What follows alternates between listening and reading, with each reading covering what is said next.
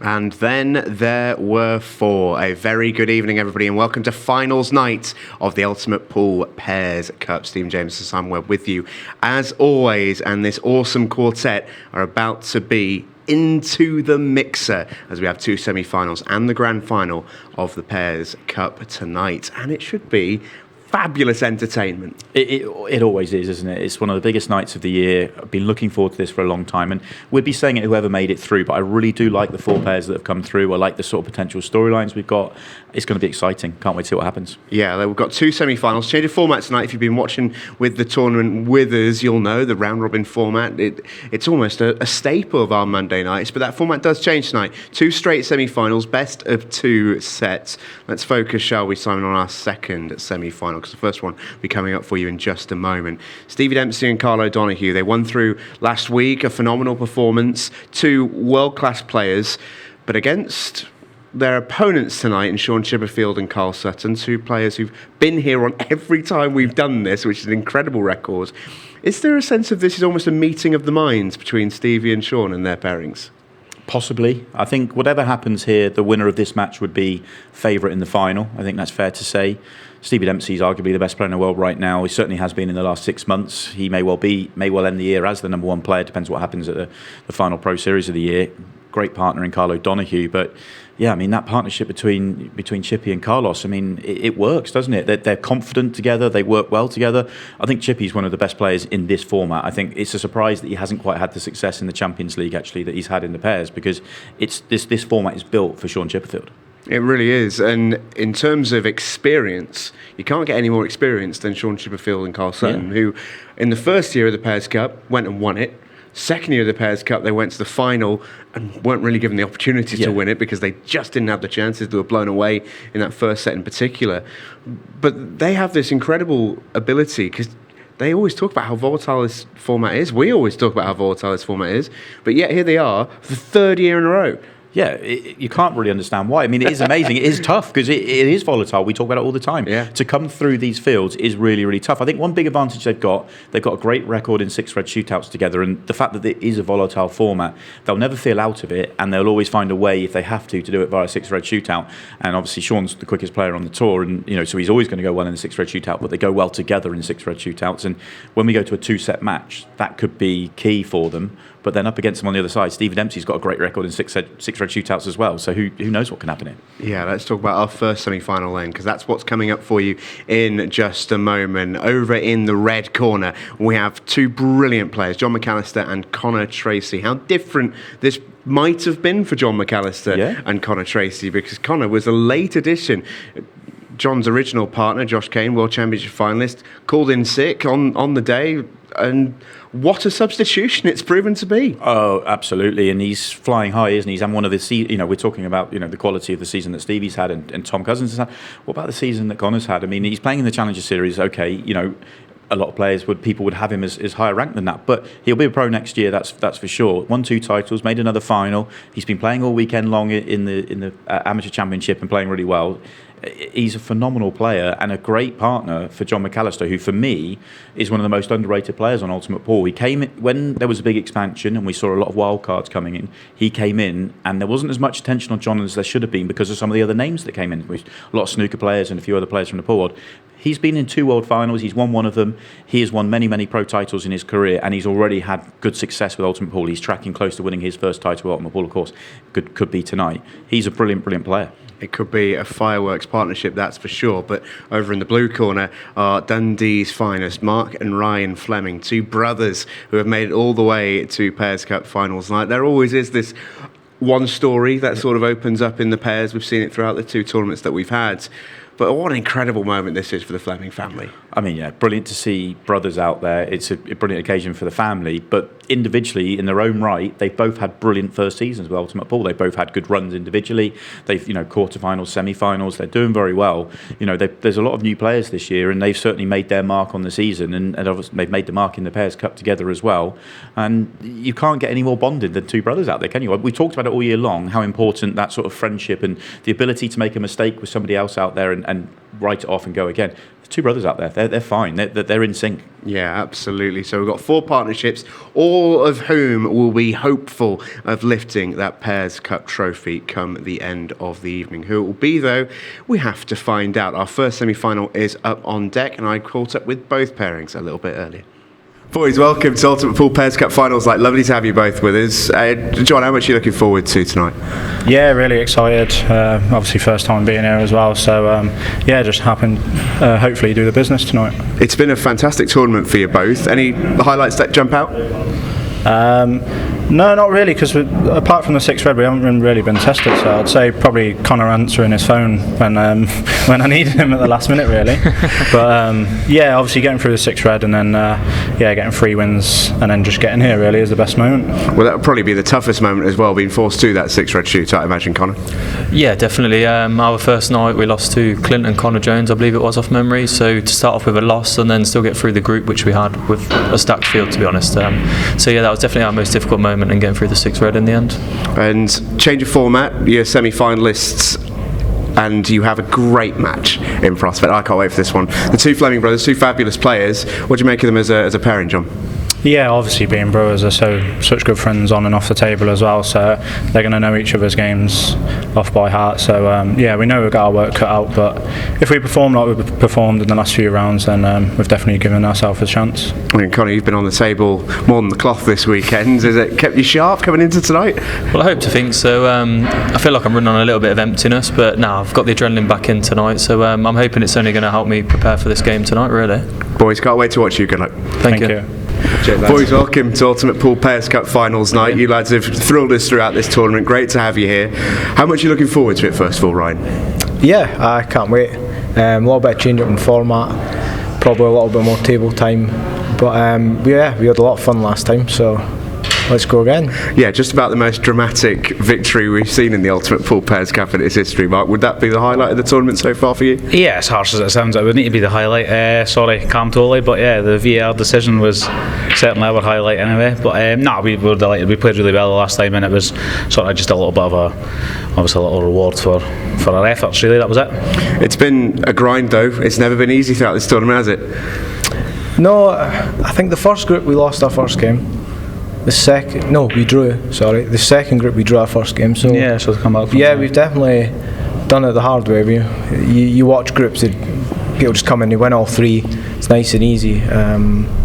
Yeah, we don't really do it that way, do we? No. Change of format tonight. Does that change the match at all in your view? No, it gives you a little bit of a sort of different dynamic. Obviously, if you lose the first set, you're sort of thinking there's less work to sort of claw back to get yourself to the same sort of situation, and just sort of same again in the next set. Hopefully, try and get the better of them, and then. Do you know what I mean? Obviously, there's more likelihood of a 6 red, but we were handy enough for the 6 red the last time. It was okay. It was our first time doing it, but we were okay at it, weren't we? So. Yeah, absolutely. And I wanted to ask, semi-final first, I know, but you're here on finals night. How much would it mean to you, Ryan, to potentially lift those trophies later? Not just for yourself, but also with your brother, for the family. It must mean a lot. Yeah, it would be great. I mean, it's not very often you get a chance to play a major final with your brother. Never mind doing it on TV, and parents have come down to watch us as well. I think that's probably the first time they've watched us in a major competition for what, 15 years 15 minimum. Years possibly, yeah. You know, so yeah, it would be nice. I wish you all the very best luck, fellas. Enjoy it. Thank you. It should be a belter. It's all set out in the arena.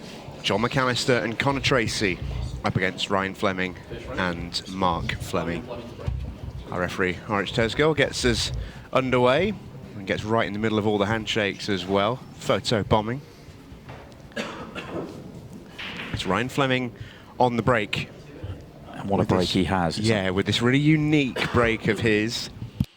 It has been a cannon all the way through this tournament. It's been a big weapon for the Fleming brothers. And you can't really hit them better than that. Oh, he almost got a golden break to start this evening, which would have made things a little bit tasty. Thought for a second side that was going to end up dry, which would have been incredibly tough, but look how well he hits this. Yeah, and you can just see the spots on the cue ball there. That isn't actually his absolute best. He has more in the tank. Keep an eye on that break as we go through, because it is, for me, the most eye-catching break in the game right now. So first frame is played as Scotch doubles. which is alternate shots. Rules are simple, you got to pick your colour set, red or yellow. Pot them all, pot the 8-ball, win the frame. Playing international 8-ball rules. Yellow's the choice for Mark and Ryan. They're looking to get after that slightly awkward yellow on the rail first off. They've done that. Yeah, just a tip low. It was a difficult line to find actually, because you get into that shade more and you bring in the red in the centre pocket potentially. And it's actually, a little kiss has just worked out well for them. Just a word on the format as well as we begin this evening. We're used to seeing races to 4 and 20-minute match clocks. That doesn't essentially change. That will just win you a set rather than the match. So it's a race to 20 minutes or a race to 4, whichever one comes first. And of course, if we are level at the end of the 20 minutes, the set then is halved and it's winner takes all in the next set. It's best of 2. Which of course means if it's 1-1, it's 6 red shootout time. Slightly surprised by the way Mark played that one. He wanted to stay fairly straight in on this yellow to left centre, just to sort of hold the cue ball, take the yellow top left to follow. And they've gone up to 3/4 ball, so the cue ball's now coming down the table, potentially making the last yellow here tricky. Yeah, if this is straight into the middle pocket, this frame is basically already over.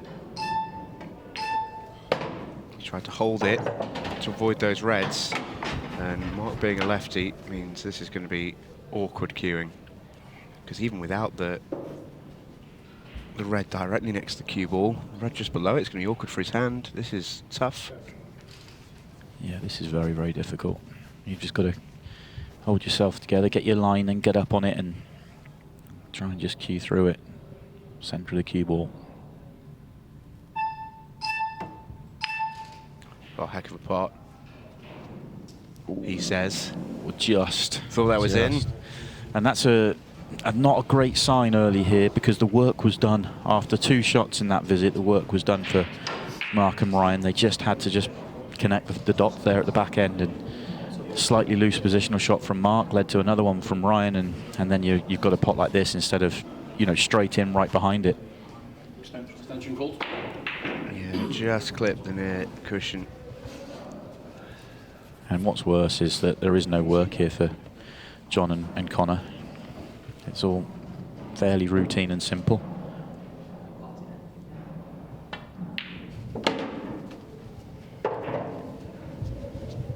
He touched on it in the studio there, but no excuses from Connor not having a feel for the table out there. He has been on it all weekend long, playing in the Amateur Championships, where he made it through nicely.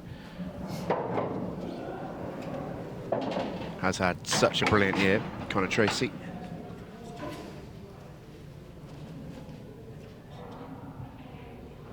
Who is an Ultimate Pool Pro in waiting. He will be on the Pro Series next season.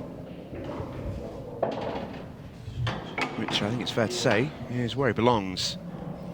He's shown us in tournaments that he has played, where they have been open tournaments, that he is perfectly capable of mixing with some of the best in the world. That he's playing with one of the best in the world in John McAllister, and doesn't exactly look like the B player. Good sign for him. These two well equipped here. I love the way they've gone about this.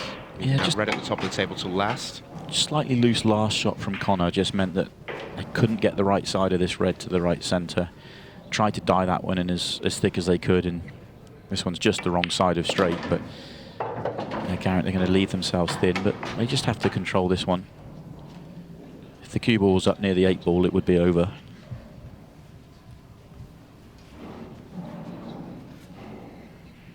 Yeah, because the yellow at the top left means that you don't really want to try and play the red into there. You could, you wouldn't want to. Yeah, this is one where you've got to you can pick the pocket here. You've got to make a decision how you want to play it.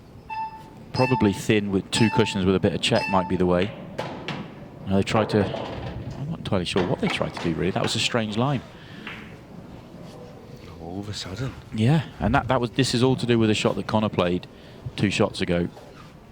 Yeah, both pairs guilty of making heavy weather of their opening clearances.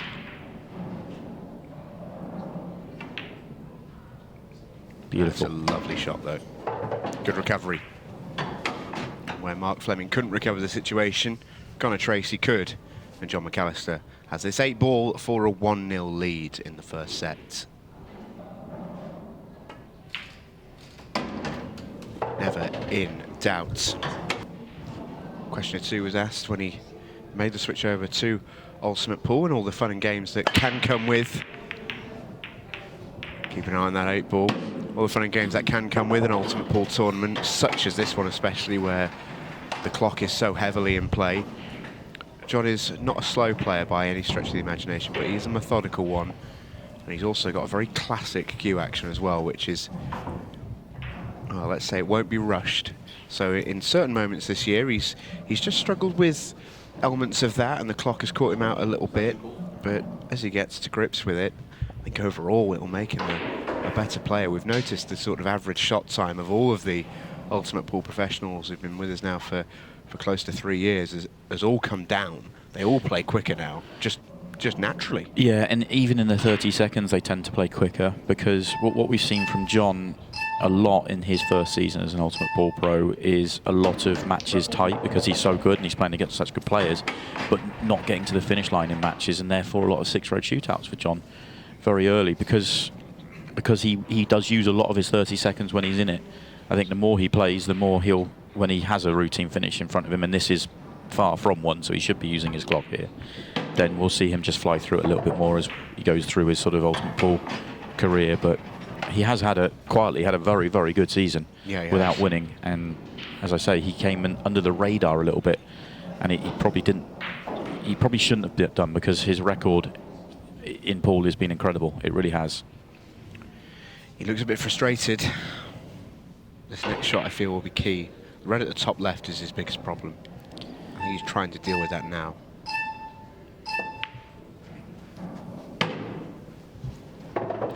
The reason he didn't like it, look at that path that cue ball was on. He felt that was going to be straightened off. He was on the cushion, couldn't really manipulate it to play the breakout. So this may may have to be a very, very aggressive double or treble, or a pull back and wait for another opportunity, which might be my preference here.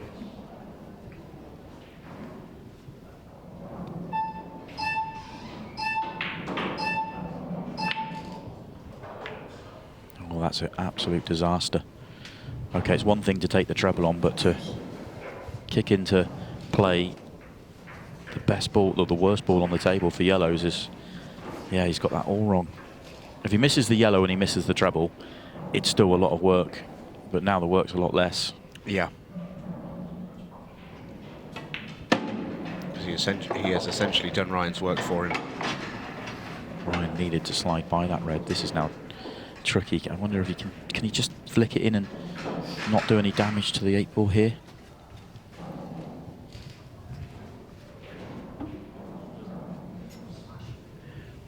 He'd do well. Yeah, this is tough. If he misses the red, this is so much easier. Yeah, he tried to pot it as thick as he possibly could, and it didn't take. Frustration for Ryan Fleming. Yeah, you can see exactly what he was trying to do from that angle. Was use the thickest part of that pocket to keep the cue ball under control. You can see he's perfect on his next yellow. 8-ball isn't in an awful position.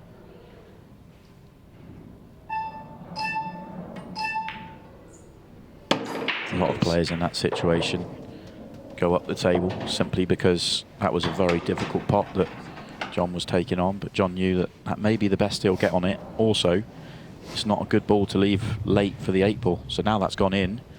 This looks very nice and controllable. Still needs to play a good shot onto the 8-ball, but he's in a good position to do that.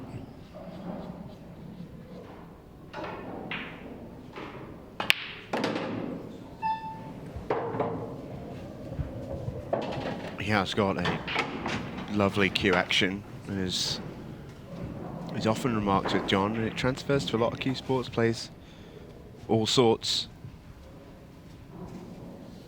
Generally speaking, though, his big success has come in this form of the game, where that cue ball control is so key.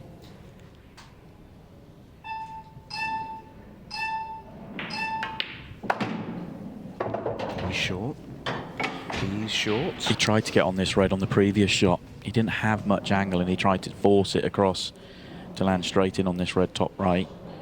And he's tried to get back there. He didn't want to go too far and then have a bad angle to get on the 8-ball. That was the problem. The double's still available. Got to control the cue ball at the same time. How's the recovery? It's pretty good. It's only part one of the recovery, though. This is the other part of it.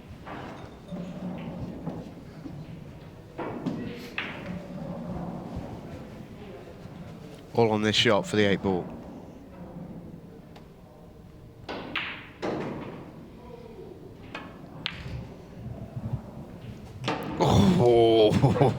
Oh, it wiped its feet. You know, environments like these all the time now. I'm sure there'll be a fair few nerves out there tonight, and I think it's been a nervy start from just about every player out there. Yeah, I think they'll warm up as the match goes on and the winners move on. The one thing that hasn't let them down anyway, the breaks have all been fantastic. There's another one from Mark Fleming. What has been there, though, is just enough work on these splits to get the players' attention. And when you are, you know, it is early in the match, in the night, and you are a little bit edgy, these are the ones that can start to find you out. This one looks okay, but the one on the left-hand side below the 2 yellows, that's a little tricky. One above the 8-ball, that's a little tricky. They've all sort of, they've got ways, but their connections aren't great.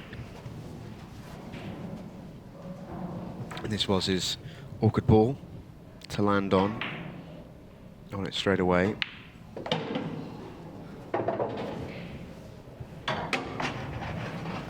Might have a shade too much angle here.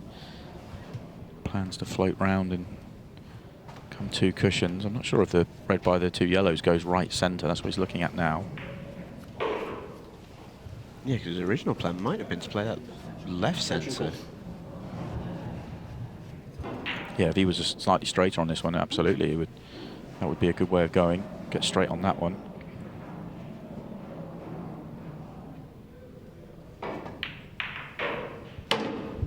Yeah, that's clever. A lot of left-hand side there, just to check the cue ball and kill it off the rail. Yeah, it's not a good angle on either ball here. I'm pretty sure the red does pass the yellows to right centre, which means he could go up the table for the red at the top, but then getting onto the one at the bottom would be a real problem, and vice versa. One by the 8-ball, he is on it, but getting onto the next ball for him, it's tough.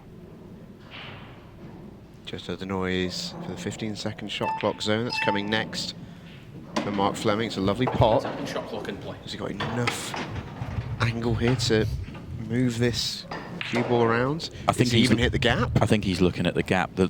If he could get the cue ball back where it is now, he'd be over the moon. Well, he's going to play it now because of it. Yeah, it's very nice. Lovely shot. Had all my attention set on how he was getting from the one to the at the top to the bottom, that I hadn't even considered the gap that he hit. He played a lovely shot. Yeah, this is actually really, really well done. Very classy clearance from Mark Fleming.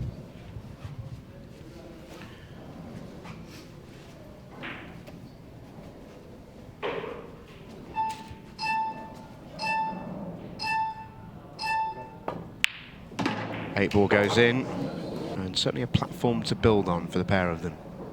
This, though, were they to take home ultimate pool gold tonight, would really be the capstone in what's been a fantastic season for them. John McAllister breaks dry, 3 minutes 50 left. The Flemings come to the table, and it's just what they would have wanted.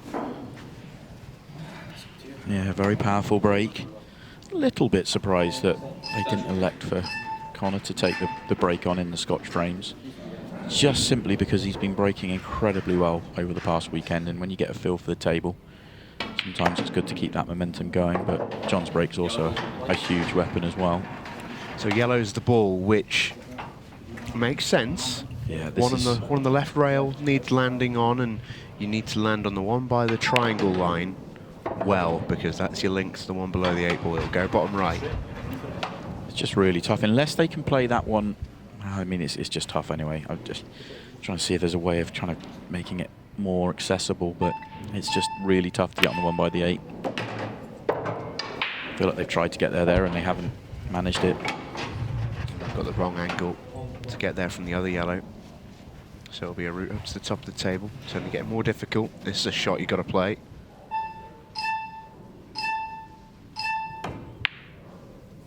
On a 15-second shot clock, there's no time to tarry.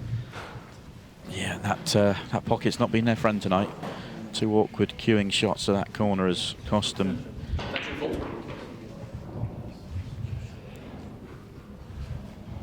2 minutes 20 then, and just about the right amount of time for them to run the clock down here. The reason I mention that is that obviously the 8 ball and red below the 8 ball are 2 very tricky balls, but you'd probably now, with the time left on the clock, you'd leave them late. Just in time. Just. We've seen plenty of close time fouls in the last few weeks. Feel like we've seen more than any other year, as I think players become more and more au fait with the shot and match clock. They're looking to just cheese it that little bit more. They get more comfortable with beeps going down, don't they? And it just, yeah, get a little bit closer.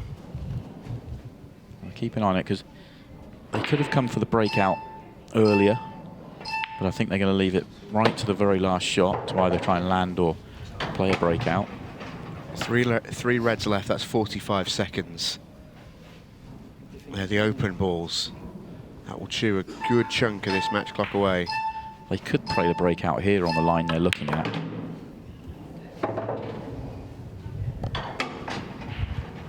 Well, all of a sudden, a tough shot to play. I think John just said play safe.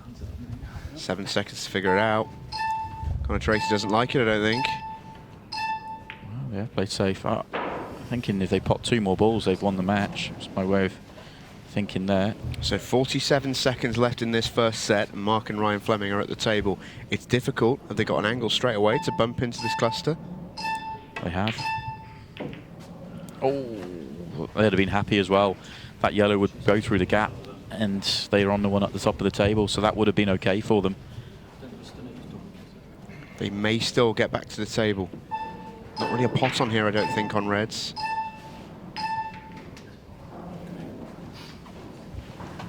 That may just do it. Might as well have a quick hit and hope here. Just never know. Yeah, so unlikely. So the first set is going to go to John McAllister and Connor Tracy. They are 1-0 up in their Ultimate Pool Pairs Cup semi-final. Welcome back to the Ultimate Pool Pairs Cup. Connor Tracy and his partner John McAllister are in the box seat in this, the first semi-final of the evening. Steve Dempsey and Carl O'Donoghue, and Sean Chipperfield and Carl Sutton wait in the wings with semi-final 2. It was a funny old break that from Connor Tracy. Cue ball almost seemed to accelerate off the pack.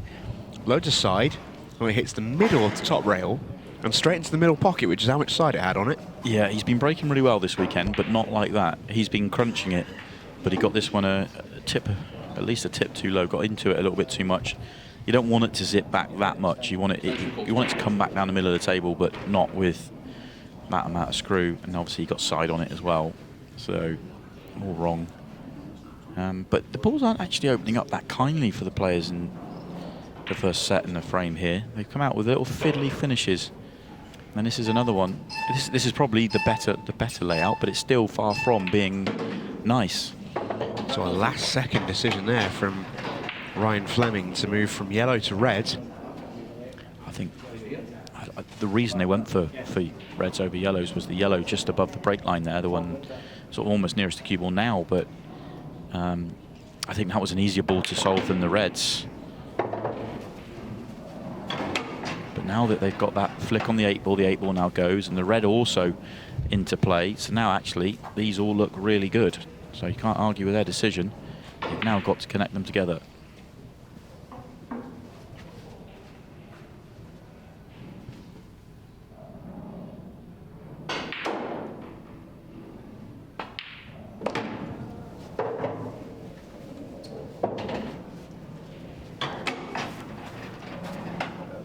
That's okay. Does the red by the yellow. So if they drop this one in and they get to the straight on the red nearest to cue ball now, to bottom left, drop that in, can you then get on the other one to right centre, therefore to get onto the 8 ball? That's the question here. Well, they've not left the straight, so they can't do that now.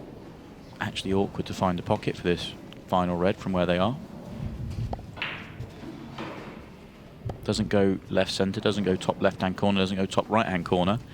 And they're the easiest ways to get onto it. This is going to be tricky. Got to play a good shot here, Ryan Fleming. And he has. That's excellent. It is, yeah. This is the sort of line I was talking about previously, if they could have got straight on that last shot. Couple of options here. The shot to top through, which some of you watching might be thinking is the play, may not be, because they've got to play it with a little bit of pace, and the harder you play it, the wider it throws, brings that yellow into play. So they're going to stun through the gap. That yellow played big. That yellow played big. The problem they had there, the line they were going on, the further they go up the table, the harder the 8 ball becomes, and just being one turn short of perfection is no good. This has such a similar feel to the first frame in the opening set, doesn't it? This close to the clearance, and if they don't make this 8 ball from a cushion, it should be 1-0 down again. It's close. Oh, it's a great effort. Well, the 8 ball going there may just slow things down a fraction. It may not be a straight counter clearance. They may play a safety shot first. But I suspect they'll still try and go here, but they could pull back and wait. They've got 2 really good balls to play breakout of the yellow next to the 8 ball, so they should go.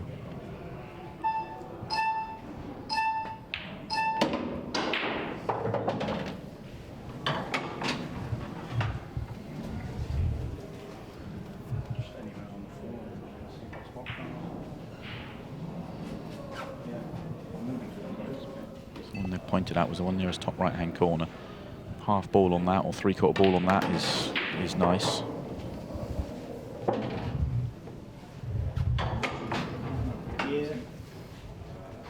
think they'll play it now still. They could go either way here actually, either of the ones at the top. I think top left also flicks the 8 ball. And they could use a centre pocket to get a slightly better angle on it, but I like playing the breakout as quickly as you possibly can. Extension called. Now this is the key shot, you feel.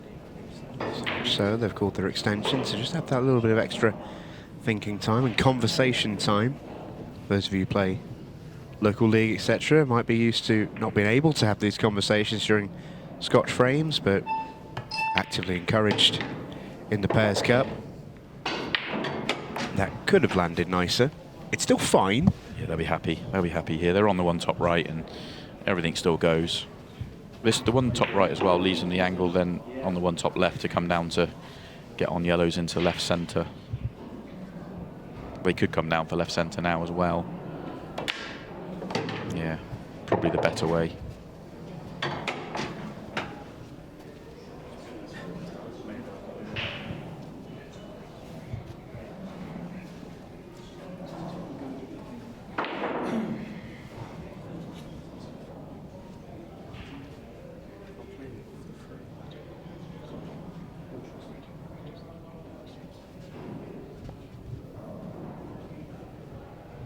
Slightly off angle here.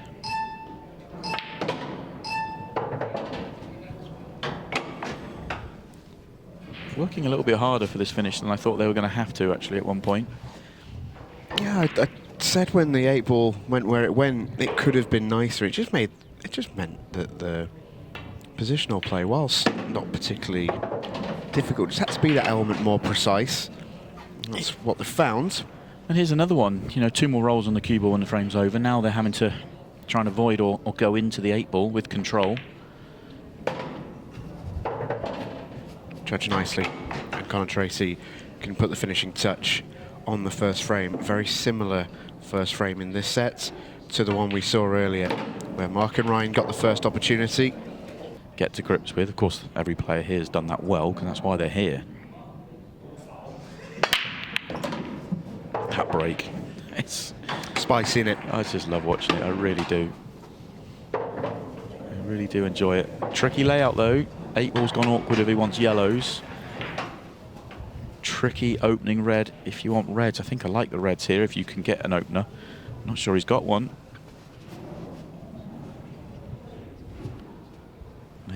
Yellow above the right centre pocket looks awkward. Obviously the 8-ball's very awkward. But what do you do if you want to go reds? It's tough. Deserved better from that break.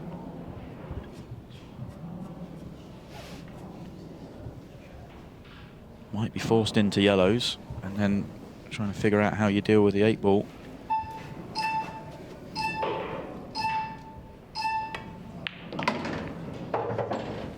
Well then, Simon, how do you deal with that 8-ball? Well, you could leave a yellow top left and back yourself to make a double. That's an option. There's also the one just above the cue ball to the right.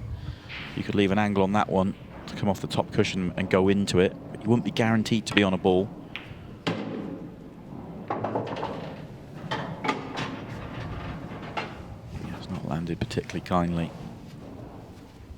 That was an attempt to go and move things around it.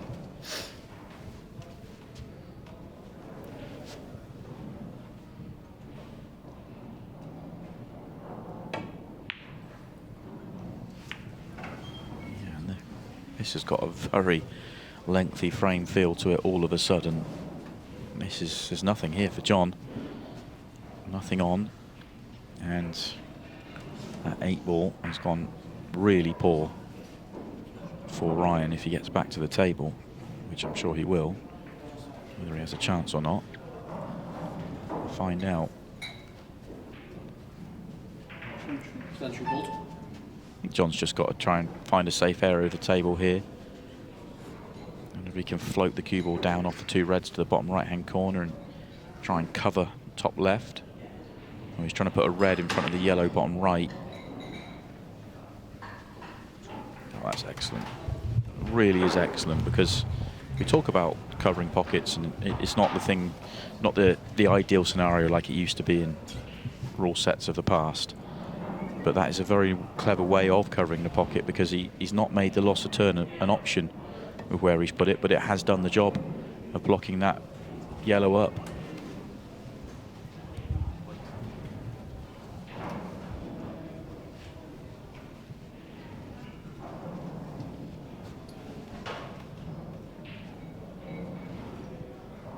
Nine and a half minutes. This frame's got some mileage in it. John and Connor just need to not lose the set. So that should play into John's thinking a little bit. Try and force the hand of Ryan here. Ask him to make a miracle finish. Certainly don't try and make one yourself.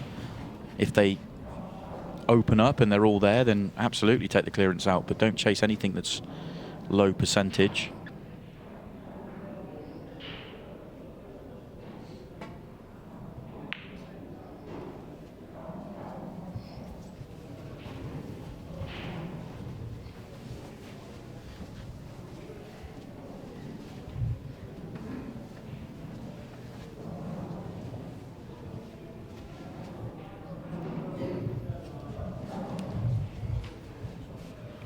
Really a good attacking or defensive shot on for John.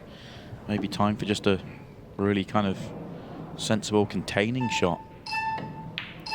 Yeah, just almost, it's almost a bit of a nothing shot really, but that's what the situation called for. Although having said it's a nothing shot, the fact he's managed to cover the 2 yellows to the top of the table and not really much down the table is excellent.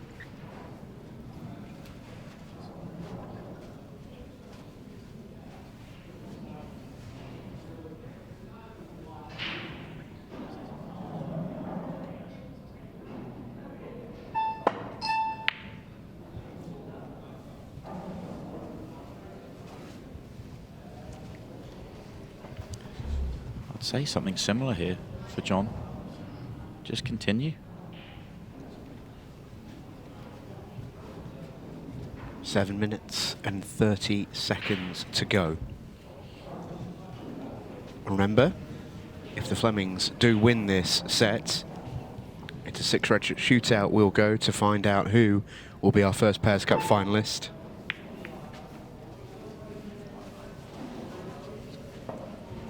I think Ryan has to open up this yellow bottom right, has to get the yellows in play and start asking a better question of John. And he's done that well, actually. I said there was no loss of turn available, but John's questioning whether that was a foul, actually. I wasn't sure that shot was available. It looked okay in real time, actually, but I was surprised because I didn't think it was an option. That's why John's asked for it to be checked. I think it will be checked as well.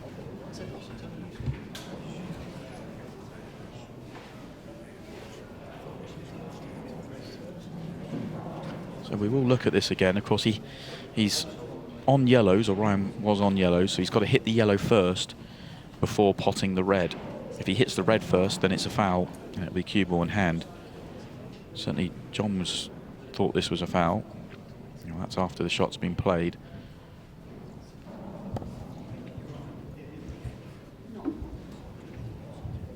So it is being reviewed. Gut feel in real time was that it was fine. As I say, I didn't think the shot was available, was why it caught me a little bit off guard. Okay, make your own mind up.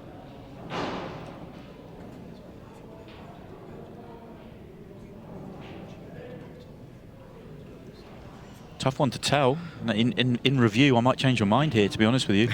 It's really tough. I'm glad I'm not a referee. It does look like it's red first at first glance, but let's see.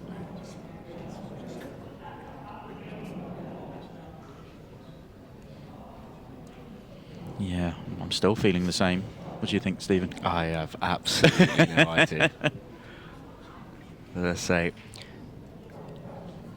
I'll echo your sentiments, and I will be delighted to not be a referee.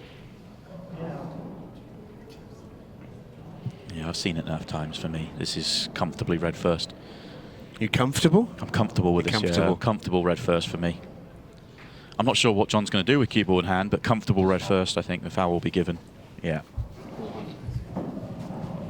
I think he should just play the snooker anyway. It's going to be just to make sure you hit a cushion after contact here on the red and get the snooker. So it should be a fairly easy out for Ryan, but you're just wasting more and more time on the clock and still making him come up with something spectacular. May not be pretty, but it's what's called for with the layout of the balls here for John McAllister.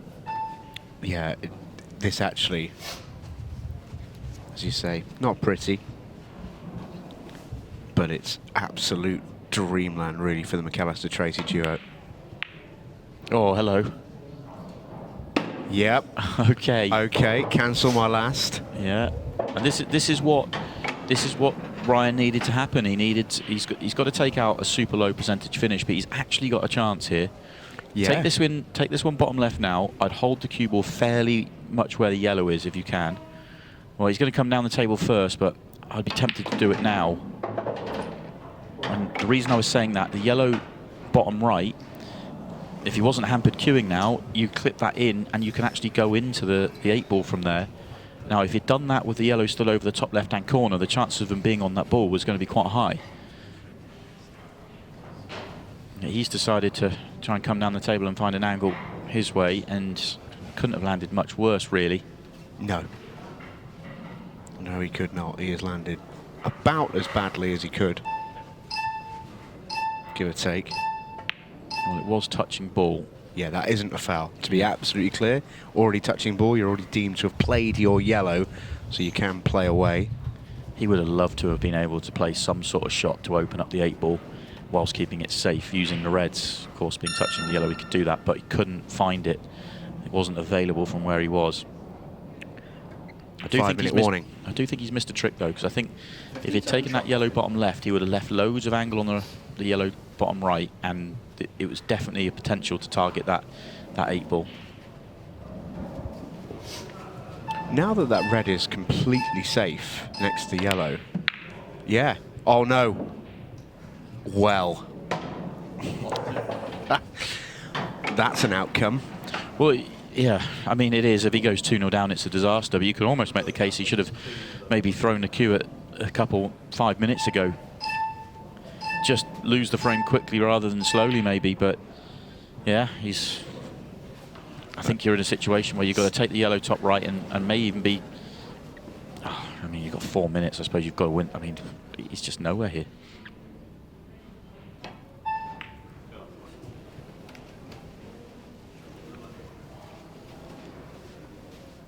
It was the right shot to play for me for Ryan Fleming, because the red for John was completely safe at the bottom of the table, so we could just open up the 8 ball pretty freely and make it really difficult.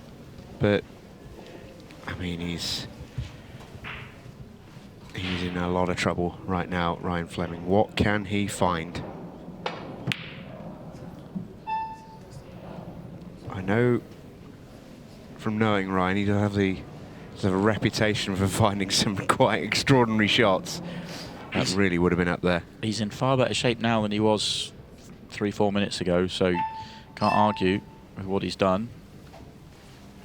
Now he's got to find one, find a double. Oh, he actually can he see the yellow top right? If he can see the yellow top right, then he can maybe just be able to get out clean. But yeah, the double's on. Oh, that needed to go though. That was a real chance to win the frame, because there is just enough room past the red to the 8 ball. And remember, a draw is no good to the Flemings. They must win this set. A draw qualifies John McAllister and Connor Tracy for the Pairs Cup final. I'm surprised that John's potting.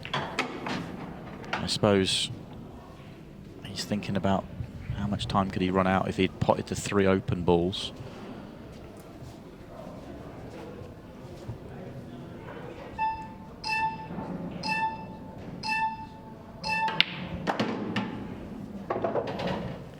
Not sure if I'm John McAllister, I want to make this last red in the open as a double. I think just bump into it and leave the white where the red is and leave the snooker. Yeah, so all that's done is take 25-30 seconds off the clock. 2 minutes left. The Flemings need 2 frames. Oh, it's some effort, that. It really is. But Ryan desperately needs to make it. I have to say, coming into tonight, thought about a lot of different scenarios, what could happen, what couldn't happen. I didn't see a 1-0 with a tactical frame like this involved with what we've got going on tonight. But it's the balls have dictated. And John's played it. Oh, I speak too soon. I was about to say John's played it quite well, to be honest. But this could be the frame, and there is still time. Yeah, John knows it. You never know. Could that be the opening needed? Oh, is that red first? Yeah, that to me was clearly red first. That's why the cue ball's up there. Reeves trying to screw on that into take the yellow top right.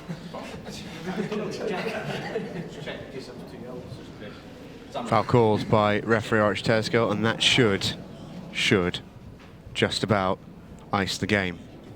Well, you say that though. I think all he's got is another safety. Just make sure he hides the yellow. Yeah.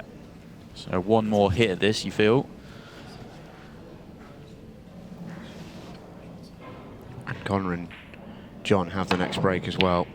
So it's not as if there'd be a golden break opportunity for the Flemings.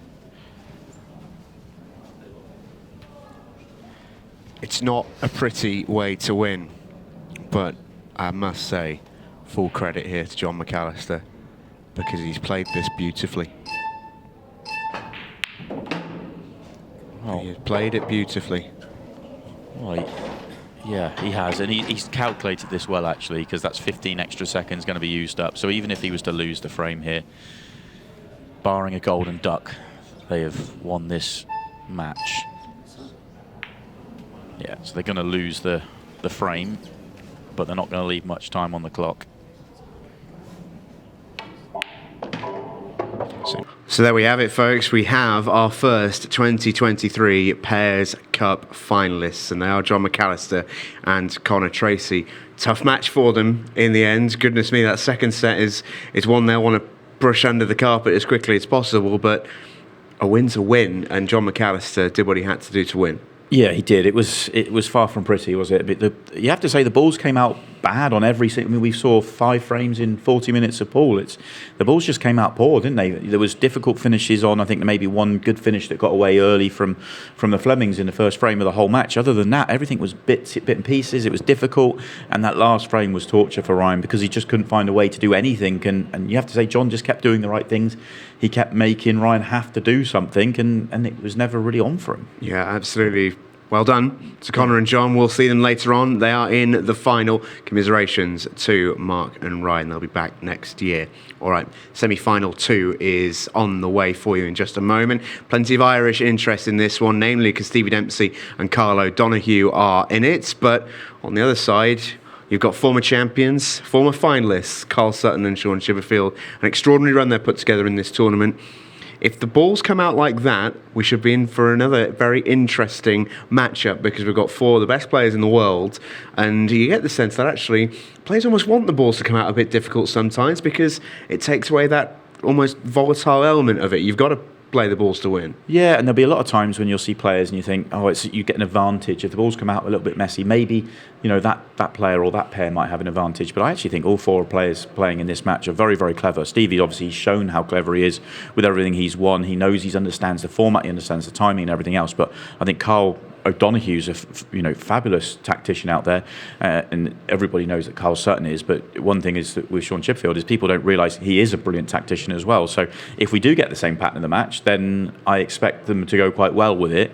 I don't expect them to come out like that again, though, because it was a strange one. Yeah, and if they do go blow for blow, you got 4 of the best players in the world just dishing and dishing and dishing. Should be a brilliant semi-final this. However, it does come out. I caught up with both pairs before they get going.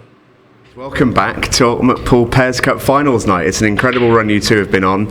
So pleased to see you back here again. Can't wait to watch you. What's been the highlight of your tournament so far? It's just for you or me? It's for you. Is it? Just to make another final, really. We've done it every year so far, and obviously we want to go one better again tonight. But I think sort of the best moment was probably the last 2 weeks ago when we got through in the 6 red. There's no better feeling really than going through in a 6 red shootout, I think. So just more the relief side of thing. I think that's a special moment. It's not been completely easy the whole way through though, Carl. There's been some tough moments on the way. Yeah, I'd say definitely the 1 2 weeks ago with Cole and Luke. We definitely got away with one there in when we played each other. They should have beat us, to be fair, and we were lucky to get away with a draw. And then the 6 reds, we managed to put in a good time and put them under a bit of pressure, and luckily it was good enough on the night. It certainly was. You've got a fantastic semi-final up ahead of you. Carl O'Donoghue versus Stevie Dempsey versus yourselves. 2 fantastic players, Chippy. What are you expecting from the match? Not many mistakes, so we've got to be at it from the first break. It's just the same thing. You just got to take your chances, make sure you give yourself those chances to win, and then it's in your own hands. But yeah, I don't expect I expect a difficult game as every week seems to be. So change of format, Carl, but it's not too much longer in terms of the race, but it is different because you do have that little bit of extra time in the match. But does that change the match at all, or is it still that little bit of a lottery feeling? It's still that lottery feel. It's set up to try and get 6 red shootouts, obviously being only 2 sets. I think the only advantage is if you start slow, if they blow you away the first set, you've got that second set to recover. But obviously we don't want that. We don't want a 6 red. We're hoping to get through in 2, hopefully. Well, boys, it's been fantastic watching you again this year. Looking forward to tonight. Good luck. Thank you. Boys, welcome to the Ultimate Pool Pairs Cup Finals night. Loved watching you guys this year. Stevie, how much are you looking forward to this evening?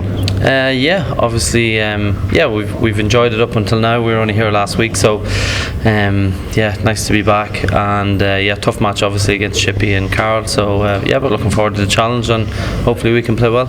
Yeah, and it's been a fantastic run to the tournament. But what's been the toughest test, Carlos?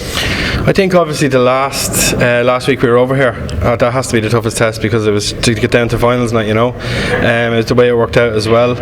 It was kind of like we won both the first 2 matches, but it wasn't really convincingly, especially the second one. I'd say obviously last weekend was my toughest so far.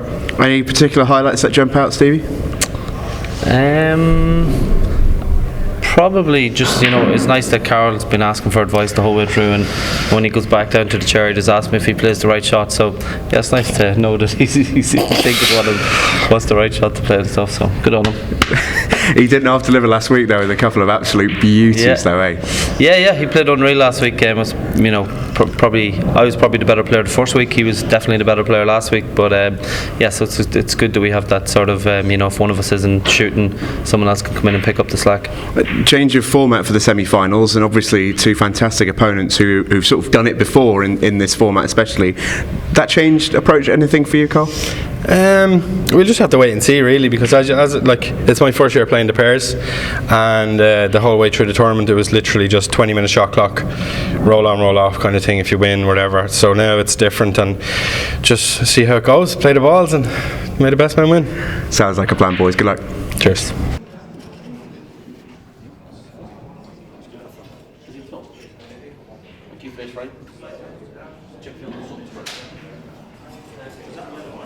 It all sounds very simple when Carlo Donahue says, play the balls, see what happens, hope the best team wins. We'll see how they fare. It's Sean Chipperfield and Carl Sutton who have the first break, and it's a pretty successful one for Chippy. He'd have been very worried that cue ball was getting kicked in. All you could see there, he was glaring at it, daring it to go in the pocket. But you mentioned, Si, surely the balls can't still keep coming out difficult. Well, you can see by the consternation on these two spaces, that's exactly what's happened again. And stand by what I said in the studio a minute ago. If you want the sort of level of player to work out and break down finishes like these and make them look simple, show the art of the game, you'd struggle to find 4 better players in doing so than these lads. They are all absolutely brilliant at it. Yeah, this may not be a one that's worth taking on the finish. It is another really, really awkward layout.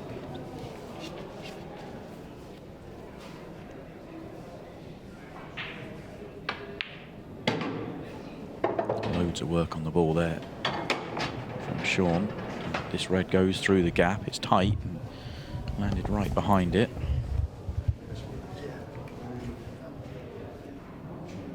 This is where the real hard work begins, and they worked hard in the first 2 shots.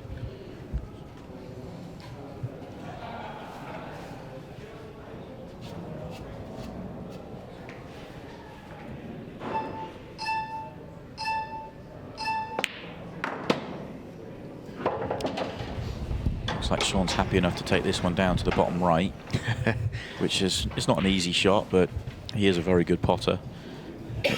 What angle does he leave? He wants to... It's not ideal to leave the one nearest the bottom left-hand corner as last ball. That's where they maybe have to be.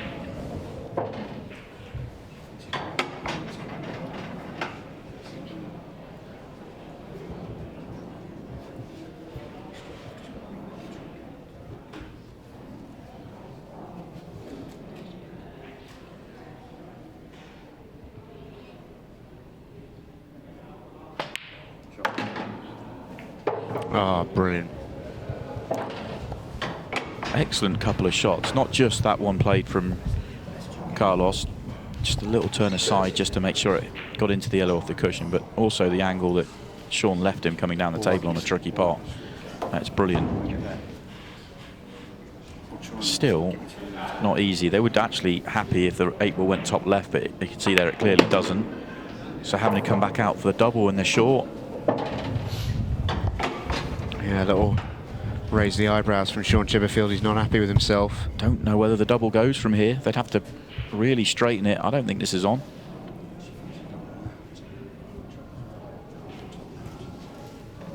This is tough.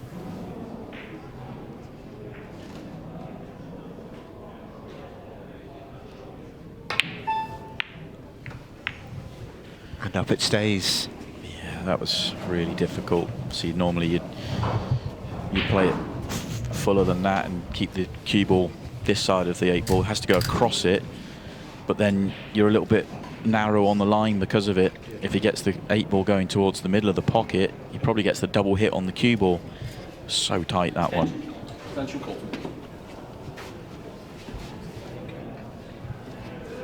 Hasn't left anything particularly easy for Carl and Stevie here.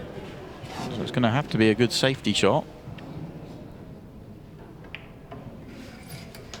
And it is a good safety shot. Yeah, he gave them the build-up and he delivered. But it is, I think, just a one cushion. If this 8-ball goes left centre, won't surprise me to see Sean give this a ride to the left centre, or he's going the other way around, but the same deal. This way needs a lot of side though. Yeah, that one was, I thought he maybe could have gone without having to play side the other way around, but maybe the 8-ball didn't go that way.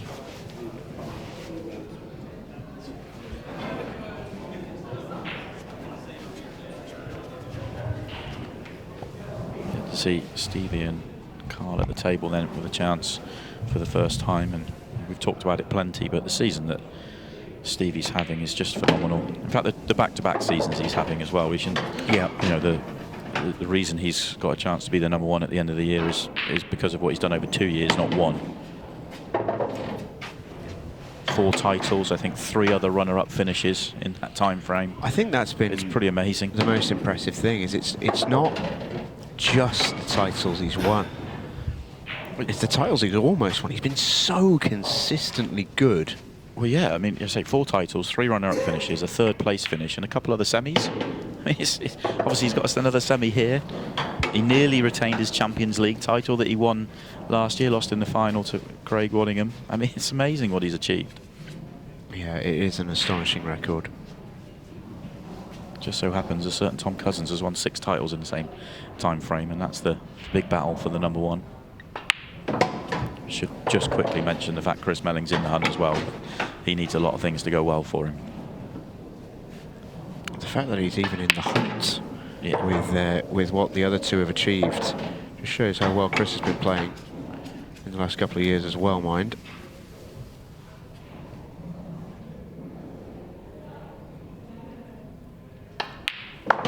Well, it's a pretty perfect start for Stevie Dempsey and Carl O'Donoghue, who've got one against the grain here. This was Sean and Carl's break, and at the top level, at the very, very top level, which is where we are dealing with here, the break almost becomes like a serve in tennis. He showed us last week just how good a player he is. Couple of unbelievable shots. He was my favourite for the tournament once we reached the quarterfinals of the Masters, but was just about knocked out, deciding frame I think it was, to Jimmy Croxton in the end.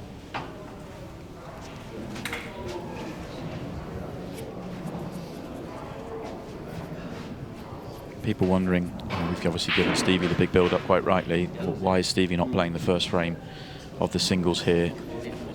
When you're on the right-hand side of the arena, you're essentially the away team, which means Stevie will play the second singles, also play the Scotch, and then play the first singles in the second round. So essentially, Stevie plays the next 3 frames after this. That's why they set the team up this way.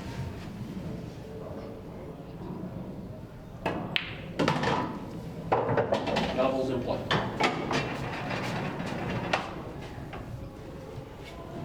Tricky where he's landed here. He's on this one to the bottom corner, but loads of angle, therefore can't really hold. Maybe twice across or play a cannon. Twice across it is, but twice across means cue ball in. Oh, potential big moment. And they all can be. Yeah, that was one of the best splits we've had so far in both semi-finals, and fully expected Carlos to actually get those. Fully expect Sean to get these as well. These are wide open for him.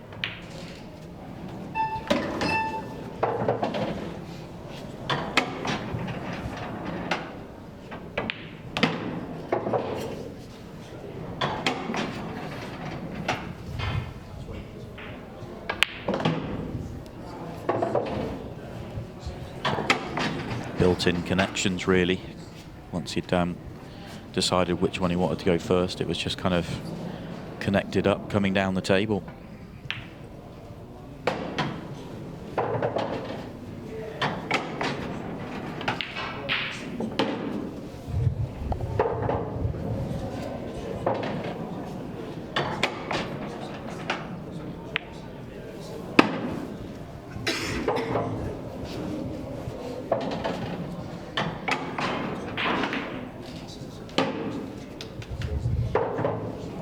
very simple stuff for Sean Chipperfield. Sorts of finishes that he makes look extraordinarily easy. It is absolutely a bugbear that he wants righting. He's got another chance to do that this weekend at the Pro Series. But in the meantime, not to be sniffed at is another Ultimate Pool Pairs Cup title with his mate Carl Sutton, and he will fancy it. Yeah, I think Sean's up to 7 or 8 semi-finals now and a 1 runner-up finish. The runner-up was fairly recently in the Players' Championship. Just been deep on repeat. Just can't quite make that breakthrough. A dry break for Carl, but not a lot left on here for Stevie. And having said that, Stevie and Carl set their team up to make sure Stevie plays 3-4-5. They would have wanted to get the lag simply because Stevie probably, without doubt, has the best break of the 4 players out there. He's got an absolute hammer of a break. He's not going to get a break here.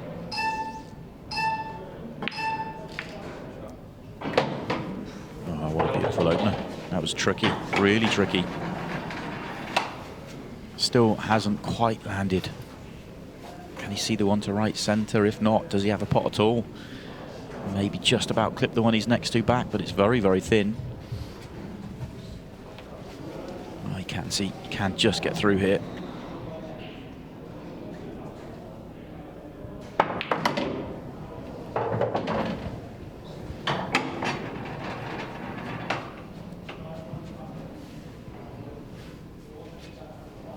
If he could land on the double of the bottom of the 2 yellows together, then he can hold and open up the table for the other yellow.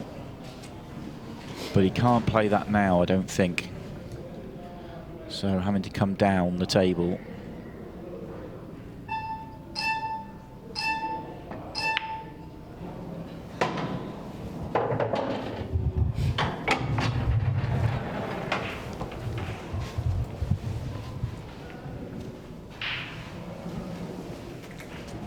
He's on this one to bottom left. He was a little worried he wasn't going to be for a second, but he is on it.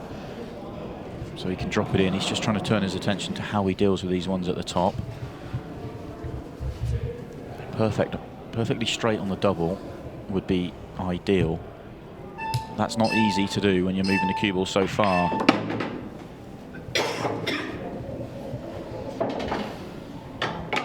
Because even if he finishes low on the double, and then the cue ball's going into the yellow and red, and therefore not guaranteed to leave it on, so your margin of error is very, very small.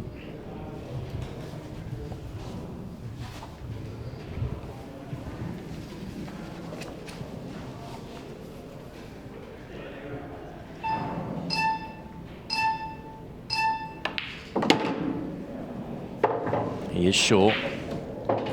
He's on the double, but cue ball's going into the yellow.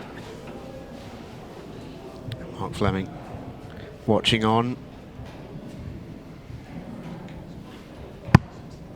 Tough one for he and Ryan to take. Yeah, I feel for them, I really do.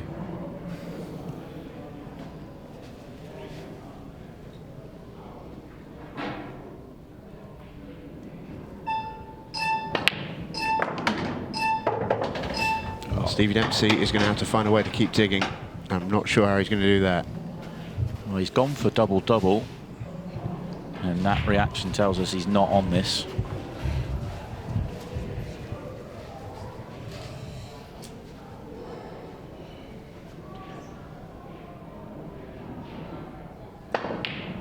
Ye of little no. faith.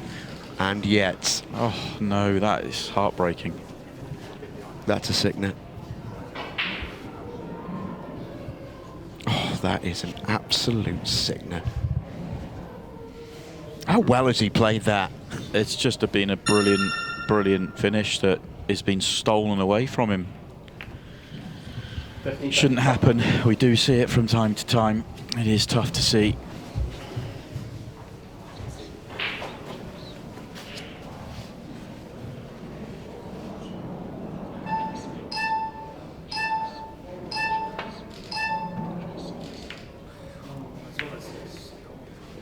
That's not a bad lead considering he couldn't play that natural. The red was in the way, so had to play that with breaks aside to try and create the angle.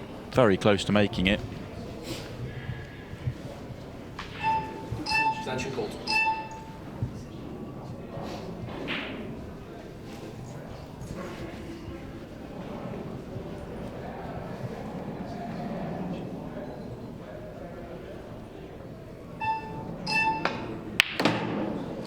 What a wild night we've had already, Si. Yeah, that lead from Stevie really put the pressure onto Carl, but he stood up to the test. That was an excellent bit of cueing, and now these are all there for him, so he should just flow through these and give his partnership the lead. It has been a wild night. That's the right word, isn't it? It's been very strange. Not what I was expecting coming in tonight, but still there to be won, isn't it?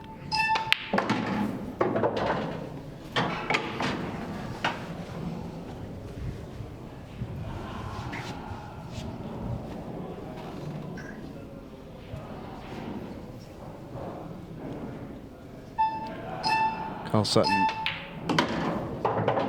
has himself being a Pro Series champion. We talked about that individual merit of Sean Chipperfield. Carl Sutton has ascended the mountain on his title last year, and ever since doing that, Carl's told us himself, he has been a different player. We have then seen the real Carl Sutton. He came into that event last summer, I remember it so well. The 2 events, so 4 tournaments prior to that weekend he won. He had won 1 match and then ran all the way to the final, and ever since has not looked back. Just a little bit of belief, isn't it? He, fabulous player, brilliant all-round game. Just needs to believe that, and now that he does, it's, yeah, watch out.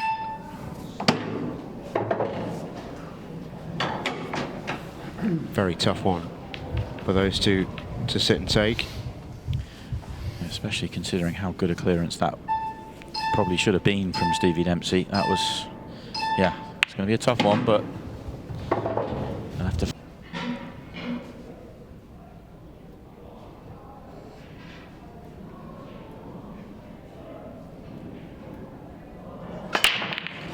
It doesn't move at all. You absolutely miss it that completely, and it's dry. Frustration. Yeah. See it Extension called. all over.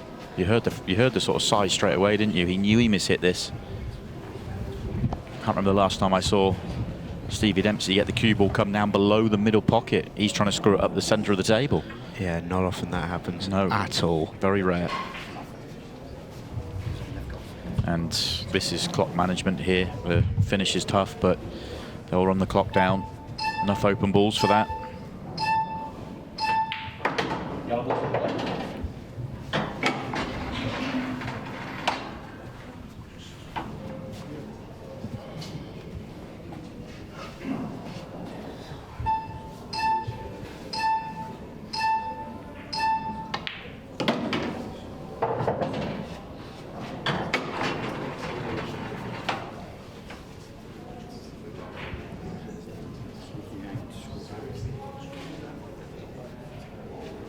These two have got so much experience out there together. And Sean Chipperfield is a master of managing that clock. I mentioned earlier it could be a meeting of the minds between Stevie Dempsey and Sean Chipperfield in that sense. Two, for me anyway, the two best at managing the match clock, the shot clock altogether. That's why they've found such success on Monday nights between them. Yeah, they've pretty much done the job here. Pot this last ball. Doesn't matter if they land on the next ball or not. Doesn't really matter if they make this pot or not.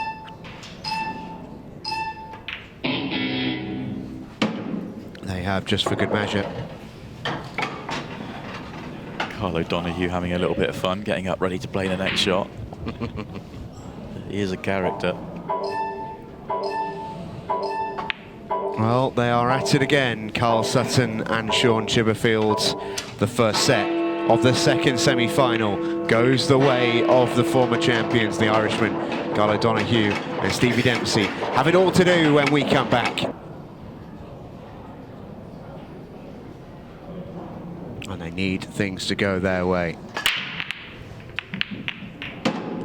Well, that's a start. Yeah, that's a bit more like it for the Stevie Dempsey break. That's what we were expecting in the last frame. It didn't quite happen.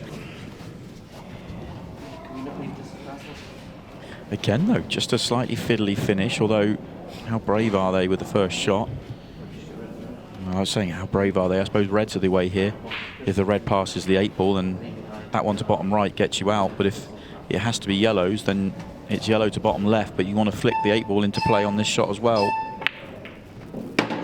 Yeah, job done. Nice. And now all the yellows are in perfect shape. So one opening shot and then the rest is there. Actually a better layout than first gave it credit for.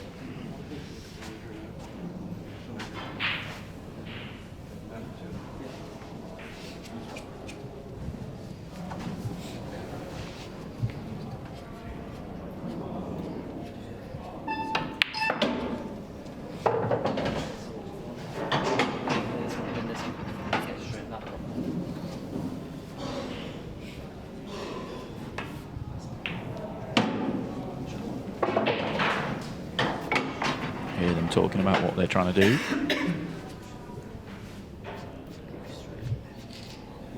Yellow left centre wants to be their last ball. Leave the straight in 8-ball to bottom left. Means they're coming down the table now. Not sure Stevie's left Kyle the best of angles here. I mean, he does have some angle, but he's just going to work the shot a little bit.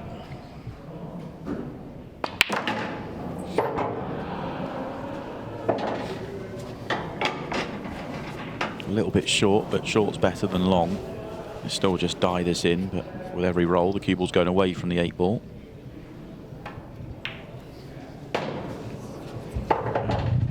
Not far enough to worry too much at all.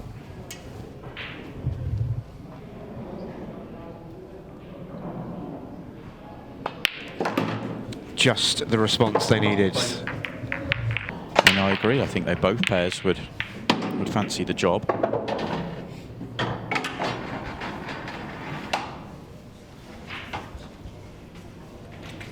Really good break this one from Sean.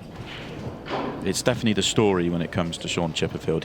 He hasn't, in 3 years of Ultimate Pool, he has not been able to put together a break that has been an ultra consistent and one he can really rely on. He's always searching for something on the break. It's without doubt his biggest weakness. There is very little other weaknesses in his game. It's not to say he doesn't, when it's on, it's a very big and powerful break, but he can lose that cue ball and has long spells of dry breaks, but this is a good one for him.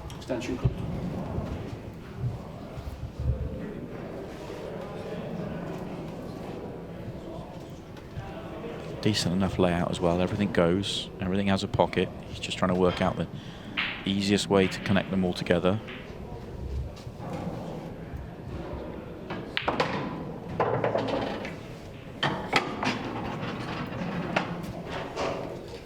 Don't think he's on the one he wanted to be.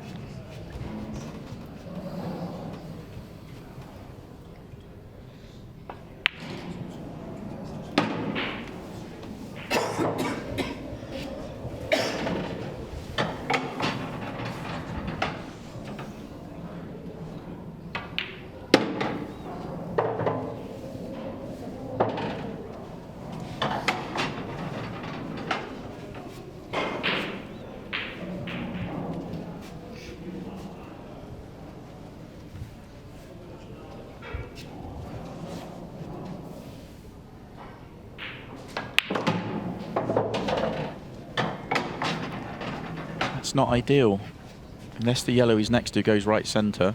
If it does, actually, we get the overhead in this commentary. I don't think it does, but able to come round 3 and lands perfect, so that's worked out well. Nicely done. Pretty flawless visit to the table from Sean Chipperfield as it goes. Pretty flawless.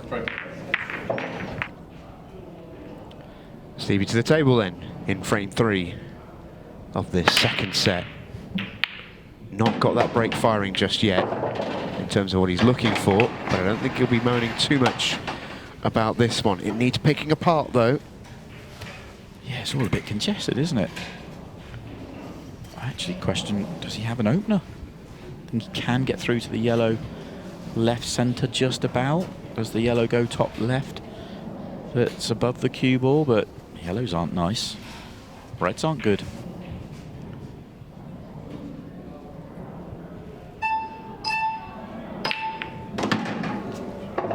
Not a bad opening shot. Helps him out. Okay, that means, assuming he can drop this one in the centre, and it's a very delicate shot, that does mean that he now has one bad ball remaining.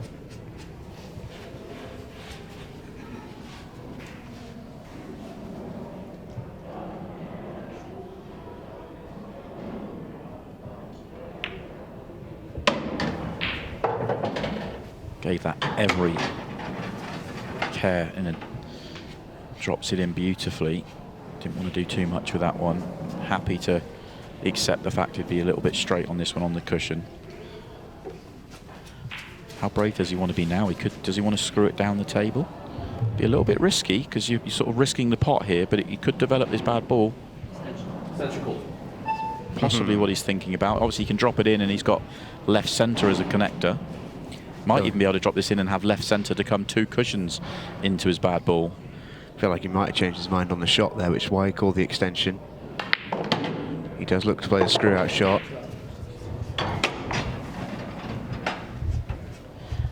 Hasn't fully opened it up, but it's opened up for a double, and he probably knew that coming down.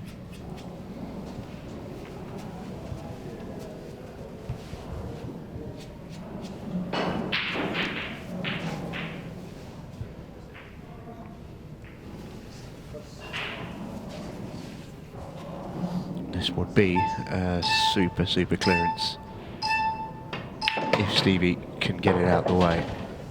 He's come close already to one super clearance that, well, got stolen from him. Yeah. Are we hoping to get the job done here? Would have liked to have dealt with both yellows in the centre of the table, I think, before the double, but couldn't quite get the angle he wanted. So well, he looks like he's come down for the double here, but not quite landed where he wanted to for the double, so he's going to come back out. This time he looks absolutely dead straight on the double, and the yellow left in the open does go top left, so he can just stun the cue ball out.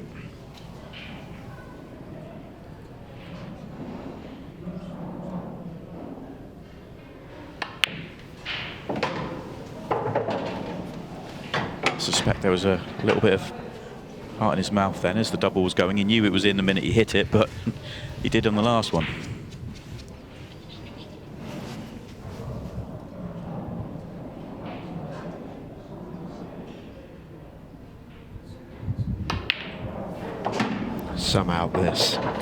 Some out this from Stevie Dempsey. Quality. That is a very good group. Already been christened the group of death by several of the players in it. Yeah, I'm really excited. Oh, golden duck! Oh no, goodness me. Yeah, really excited for the mixed pairs. Really am. But that, we mentioned Sean Chipperfield's break previously, and that's exactly what we're talking about with his break. It's the cue ball. It just gets wild at times. He just loses control, and those middle pockets are really in play a lot. I can't believe that 8-ball's not gone in. It looked for all the world as if it was tracking. So it's Stevie and Carl to the table. 8 minutes and change remaining. And a very interesting layout with that red-yellow combination at the bottom of the table. Now, you cannot play the red-yellow and go yellows. You have to take the colour set you're playing, so it's the 3-ball plant. And it's the 3-ball plant that's been played very nicely. Key there is that the yellow that you're playing, he wants it to come back out into play, and he certainly has. Nearly actually came back and made it a little bit awkward at the top, but it's okay.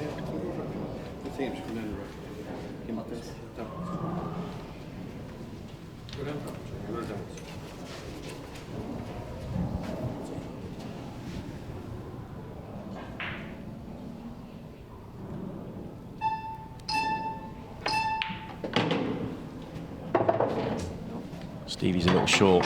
Wants to get on the one at the bottom, I think. I think so. The reroute required. Yeah, it does mean that he's asking a lot now of Carl O'Donoghue. Well, it looks like they're going to continue on the order of balls that they intended to. It's just a much more difficult shot. The Reds look like they're coming into play here. Yeah, I don't see how he avoids them. They were, I wouldn't say they were gambling, but he knew he was going into that red. He was just hoping to screw back to the middle of the table somewhere, and then Stevie was going to find a shot. Well, as it happens, it could not have come out any better. Yeah, it's come out incredibly well for them, but they did line that up. I think they were hoping for that half-ball contact on the red. Absolutely. Which, with the screw, did inform them that it would come somewhere close to the centre of the table, at least back out in the open. Terrifically well-executed shot by Carl O'Donoghue. This to take them one from the set. It'll do just. Thought for a second they were going a little bit far. He's fine.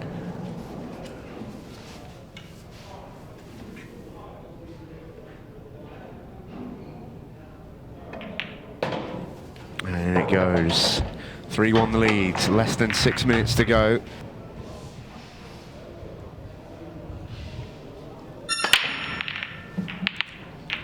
Crunch.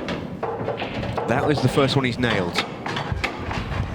The yellow that we talk about a lot with the Stevie Dempsey break was angling straight into that middle pocket. He's made a ball elsewhere as that was blocked off. And it's an open split, which is not what we've seen too many of tonight. But it's a tough first shot he's got to play. Yeah, he wants yellows and he hasn't got an opener, so it's got to be reds. Reds aren't terrible if he can make this opening shot. He missed it and he knew straight away. It has now at least tied up a couple of balls. The table now isn't completely open. The yellow and the red to the bottom right need to solve whichever colour set that Sean goes. It's still open table here for Chippy.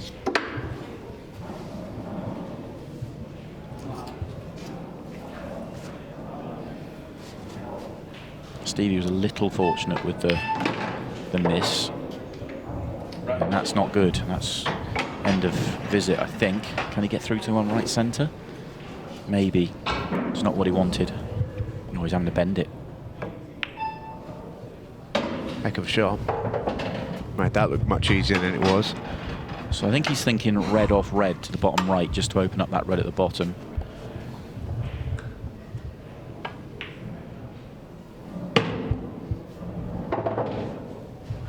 Didn't really want to be doing it to be on the ball that's moving, so he would like to have landed straight in on it here and then use the one at the top of the table to come down to wherever that red has finished.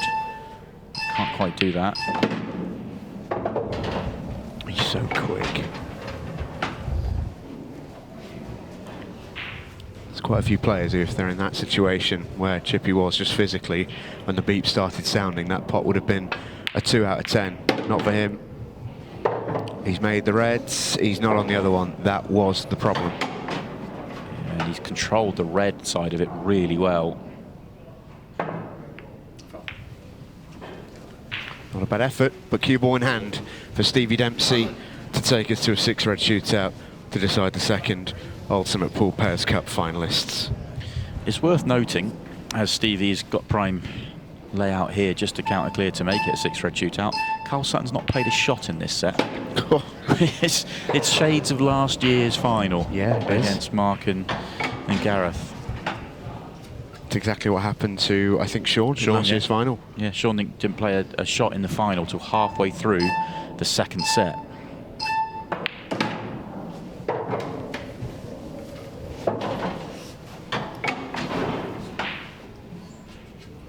It is all to play for.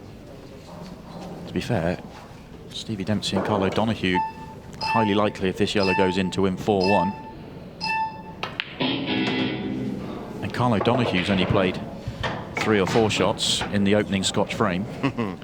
He hasn't touched the table since 1-0.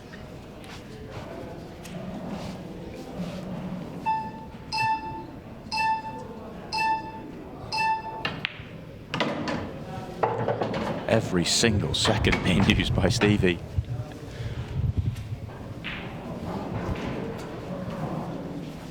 He's playing those percentages.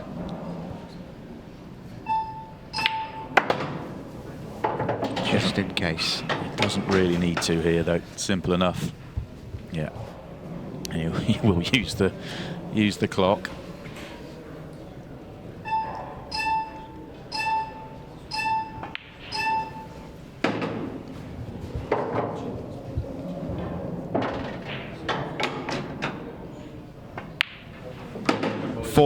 Stevie Dempsey and Carl O'Donoghue win the set, and we go the distance in the second semi-final.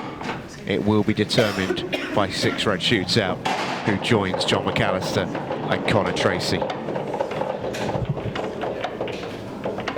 Yeah, and Sean and Carl Sutton have been here before, 4 times in their runs of titles and run through to the final in the Pairs Cup. They have been in a 6 red shootout, and 4 times they have won.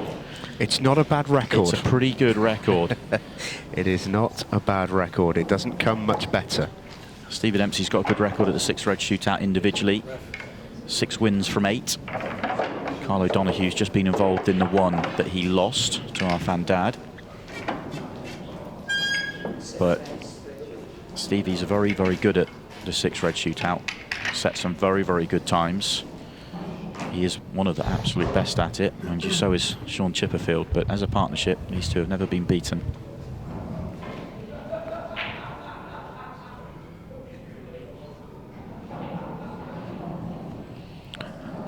We asked them before, didn't we, if they would go first or second, because we're starting to see more of a trend of going first. I still think Carl and Sean would always want to go second, but I don't think they won 3 of their 4, I think, going first, so they can do it from both ways, but I think if they get the choice, they'll go second. I will be interested to see what Stevie and Carl O'Donoghue do if they win the lag. Also, another thing just to point out, in the recent Players' Championship, it was a 6 red shootout between Sean Chipperfield and Stevie Dempsey for a place in the final against Phil Harrison, and it was Sean that won it by the finest of margins. It was very, very tight. So very fresh. I mean, what was that, 3-4 weeks ago now? Yeah, not long ago at all. Very fresh memories of it.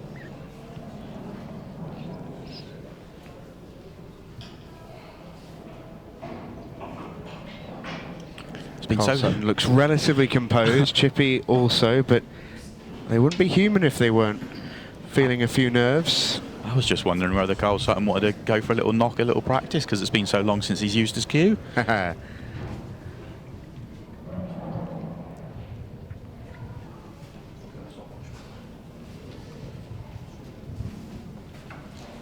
As always, players are allowed to check the rack on a 6 red shootout. They're not allowed to check the rack in normal play, but for the 6 red they are. And if they feel they need to, they can ask the referee to have another look at it. They want to make sure that all 6 balls are touching. So important because the break is so key. Here we go. Sean Chipperfield and Carl Sutton. They are 4 and 4 from 6 red shootouts. They do that again. They're in their 3rd straight Pairs Cup final. They will set the time. That was a fabulous break. One ball has just gone quite far north. Will need navigating. Clock is running, I can tell you. Just not for us. In it goes, no fouls. It's very, very good. That last shot, 2 shots, just had to wait for that cue ball to run and leave angle there. If they had stunned and stopped that quicker, then Sean could have played it a lot quicker. So I think those last couple of shots may have just cost him a few seconds, but I did like the break. It was a little bit firmer than we've seen. I think we may see this trend again, I think, in future 6 red shootouts, that just slightly firmer break, a little bit more separation in the balls. And actually, I know you said one went up the table, but it all connected up really, really well for them. It all connects up nicely. That was the key. It really did connect nicely. Official time is coming to us shortly. I think this is going to be, well, we're still waiting for the time obviously, but right in the mix. The official time, I've just been told in my ear, 20 seconds, .28. It's quick. It's very, very quick. I would say it's advantage Chipperfield and Sutton right now. Stevie has gone quicker than this individually, but this needs to be his best. And it needs to be Carl's best as well.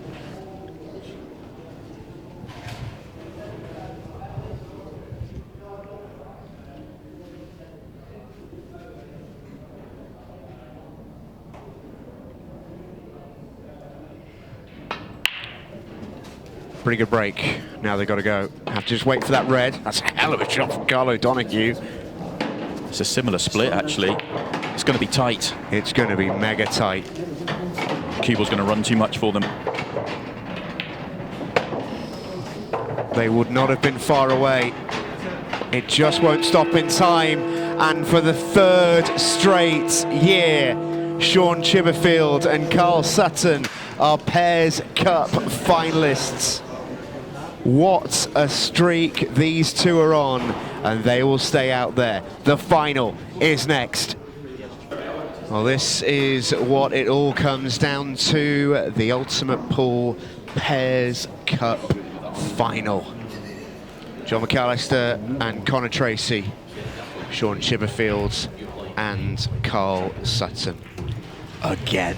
It's quite amazing. They're in there for a It's third time. astonishing. I mean, 5-6 red shootouts on the trot is quite amazing as well. It really is. 3, 2, 1. This is the lag to get us underway in the final. This determines who has the opening break of the first set, and it's going to be Sean Chipperfield and Carl Sutton.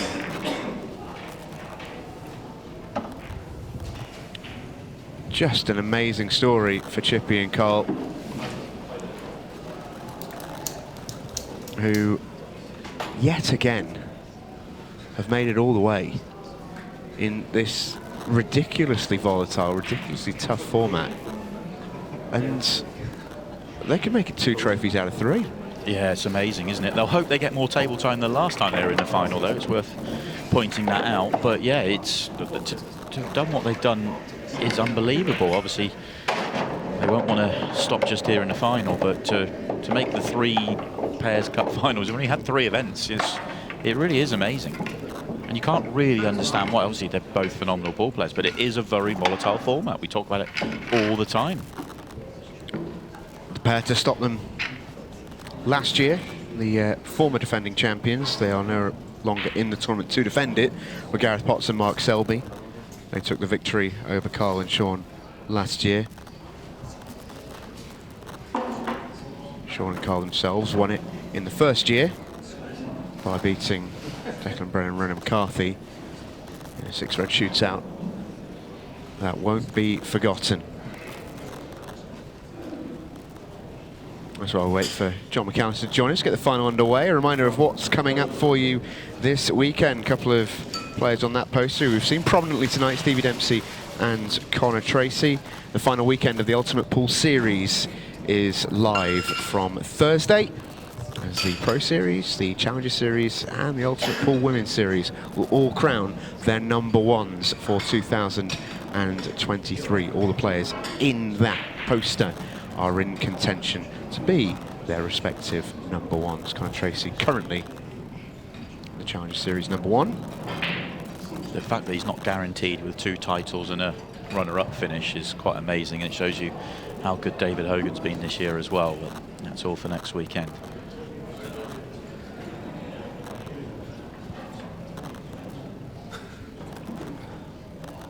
So Sean Chipperfield and Carl Sutton have been forced to stand on ceremony for the arrival of their opponents.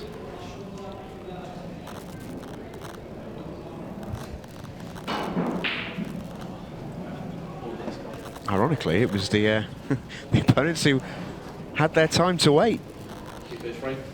But here we go. We are ready to rock and rumble. Sean Chipperfield has the break. And we start all over again. Same format as we've already seen tonight. 2 sets. We will play. Best of 2 wins it. Sean Chipperfield got that break all wrong, and he's absolutely seething with himself. But he's got to get over that because he's made a ball. Cue ball stays up and they can go at this finish, but he gets this one completely wrong. It's quite amazing he's not gone on it from on the left or right or left centre pocket. It was as bad as you'll see him hit it, and makes the ball, but not a good layout.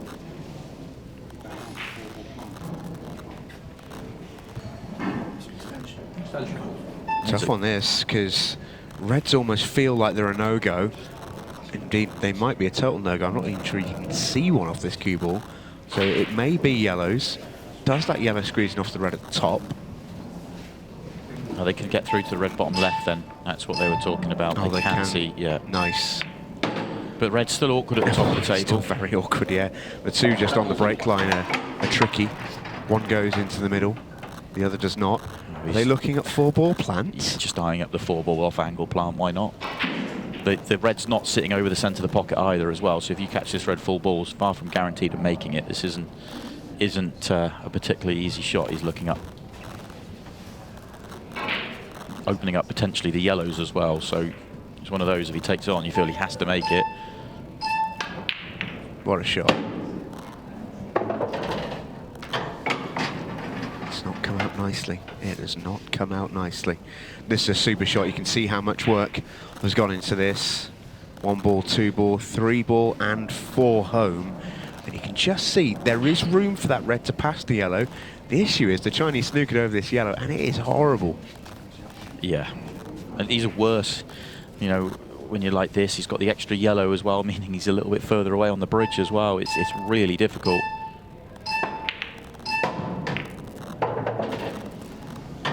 In the end, I think that's a slightly percentage shot. Yeah, very nearly made it. The question is, does the yellow pass the red to the top of the table now? If not, do they need to find a loss, a turn or a breaker?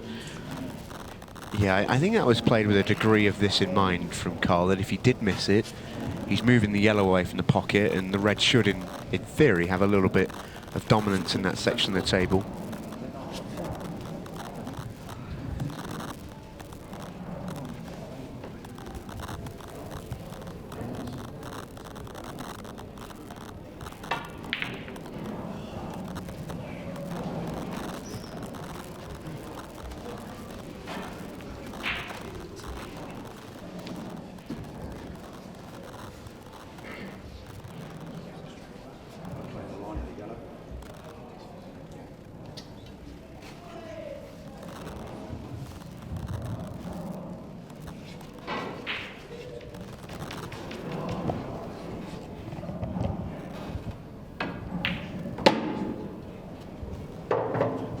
Very nice.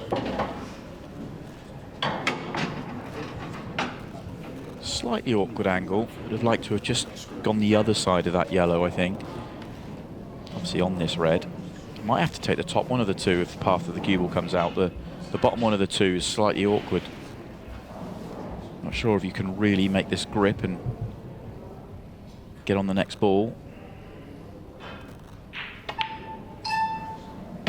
Just backed himself just to find that tiny gap. If he flicks the red, he's in off. If he goes any wider, he's in off. That really was a very delicate and well judged shot. Very delicate and very well judged. Unlike that one, which was still delicate but wasn't quite as well judged from Sean Chipperfield. Opens the door. Yeah, only just as well open the door, because it's a very difficult shot John's been left with here. But if it goes in, it should be on one of the two yellows to the right centre and bend the frames on. Well. And look where the yellow's gone as well. Only good news for Carl and Chippy here is that they should be able to break out the 8-ball on the first shot with the angle they've got.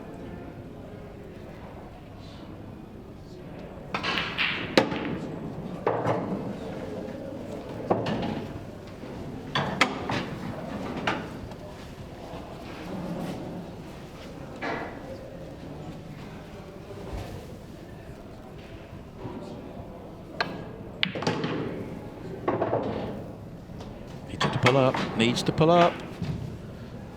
It's a nice kiss. Just okay, yeah.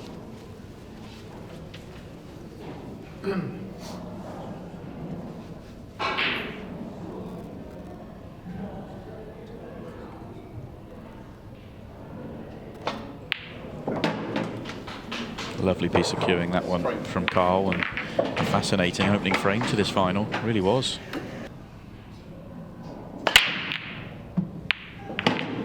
That's a cracking break from John McAllister. Probably the best break we've seen tonight. Completely controlled. Lovely split as well. Decent layout as well. I think they're going to have to go yellows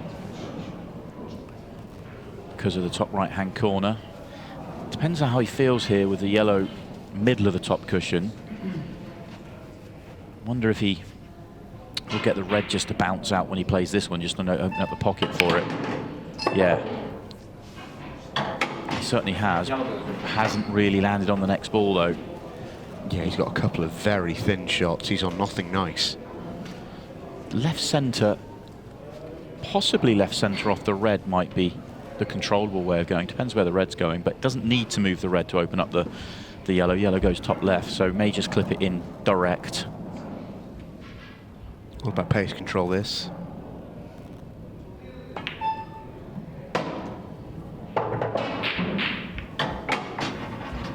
He was hoping to go past that red and be on the yellows at the top of the table. That's now the key for him. He is on yellows down the table. Yeah, he just doesn't want to be. He wants to be on the one side.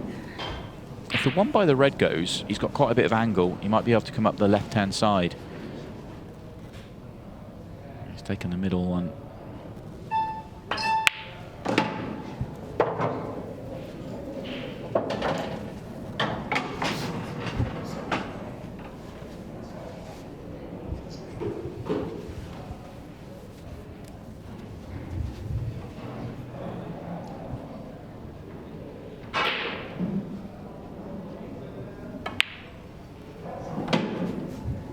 Got the line right again, just can't get the cue ball where he wants at the top of the table. No.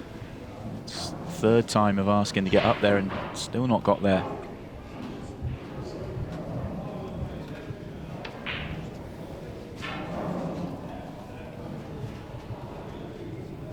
Stanchion called.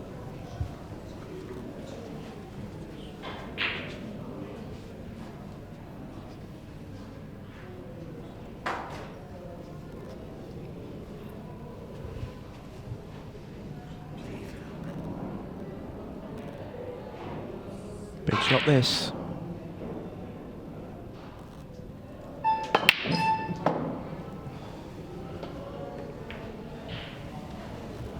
It wasn't easy. He had to do so much there. He almost fluked it as well, John McAllister, which would have been a real turn-up for them. But this was really tough.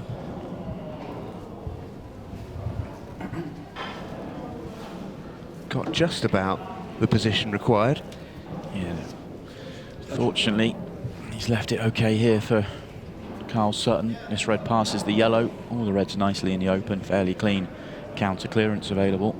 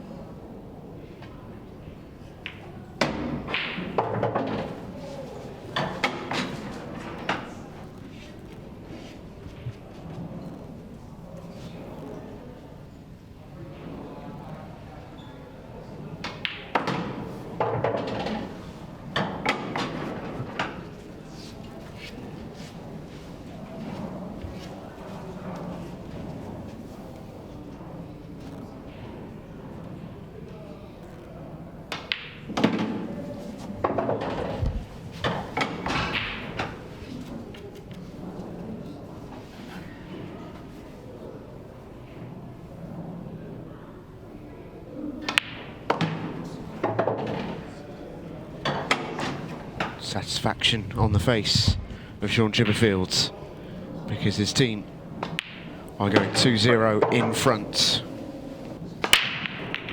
bit more controlled this time, less power, and dry. Wouldn't you know it, it's dry. And this is what frustrates Sean. When he goes softer to get the control, which he gets here, it's still a very good split, still good power, but it's not as much power. And when he really ramps up to give it everything, he loses the cue ball completely.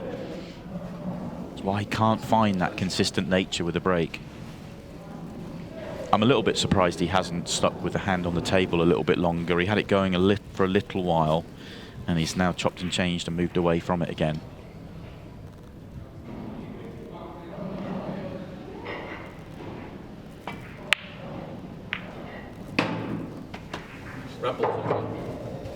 So red's the ball for Connor Tracy. Layout's good as well. These all go. A little bit of work here or there, but nothing really too difficult.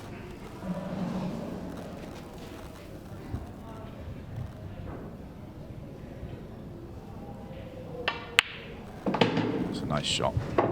The one he's landed on was the trickiest one to land nicely on, and he's got on it early.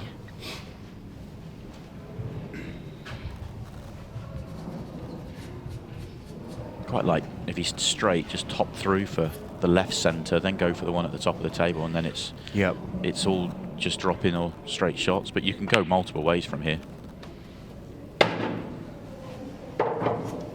Yeah, you'd suggest that he's cracked the code for this frame. Hard work, all done.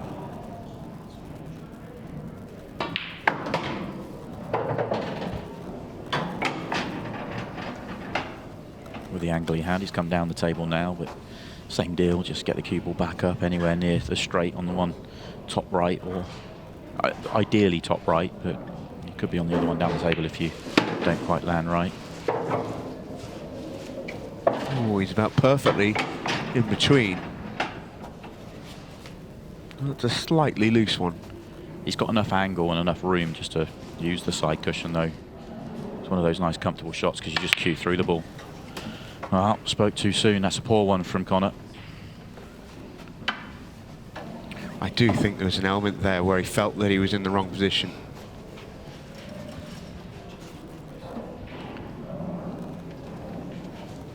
You're absolutely right. It shouldn't impact. It's a routine shot for a player of Connor's ability. I just think there was an element there maybe of getting in his own head about not being right. I think that was possibly back to the previous two shots. I actually do think he was thinking about going the way that I'd sort of floated out as an option and was a little bit short, then the reroute, and then if he was told to go that way, he would have. I just can't see how he would have failed going that way. But yeah, even so, it's still a very, very surprising miss, and one that could well cost him a chance to get back into this set.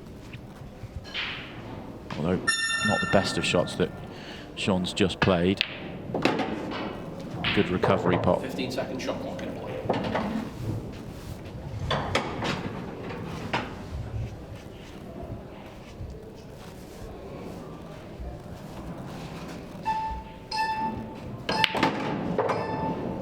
Into the 15-second shot clock portion of the set, and this is Sean Chipperfield's wheelhouse. He'll use the majority of this shot clock.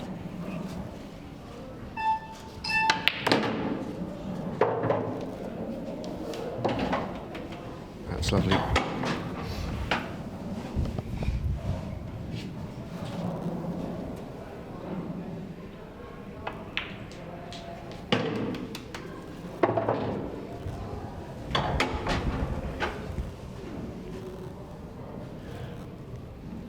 I wonder, will Sean run the clock down by playing his 8-ball with rakes of spin? He's tried it before. He's done it a couple of times. Once was a success. The second time nearly went in off, and he vowed to never do it again. But I mean, it's hanging over the pocket. It wouldn't surprise me.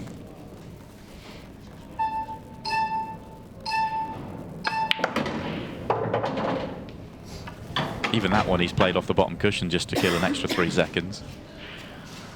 Is he going to do it? He's loading up his chalk. What have you got for us, Sean? He's thinking about it.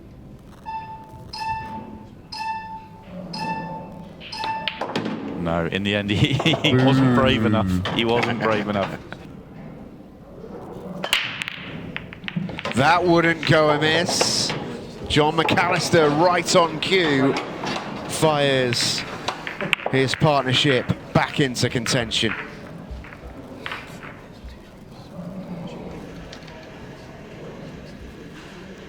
Well, you don't get a lot out of John McAllister, even when he wins major tournaments. You're not getting much out of him off a golden break.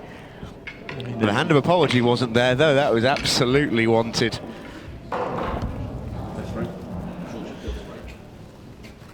What Sean Chipperfield got for us now on the break, he's been all over the place with it tonight. Well, that's a bit better than it has been, but it's still going to be dry.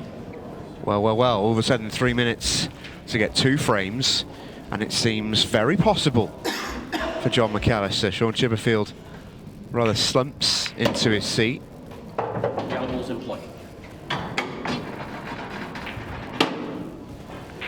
And this is about as quick as you'll see John McAllister move.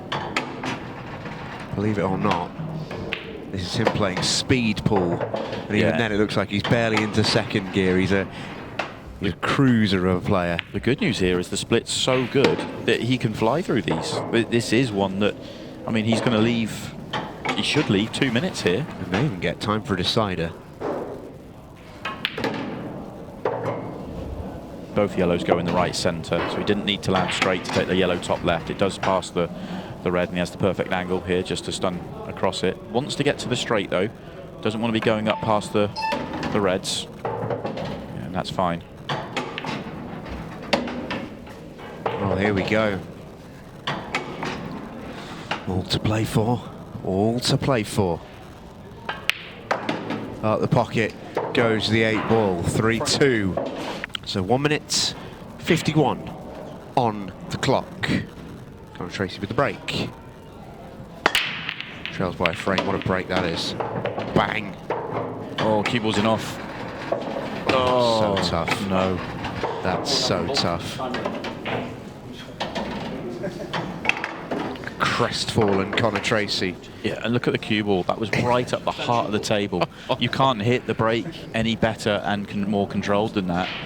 It's as tough in off as you'll ever see. And what makes it worse is he will have seen it. I saw it from a long way out. You just knew exactly what was happening off the cushion, off the red. And yeah, that's the set. That's brutal. Absolutely brutal. Carl Sutton will use all his experience with the shot and match clock just to dwindle the clock down, just to make sure that were there to be any errors that just creep in, there's not enough time for Conor to come back. He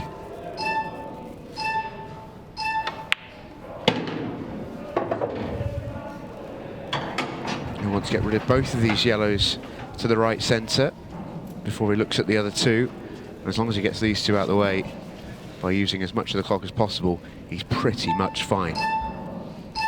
Why he went this route. Yeah, it's just all clock management.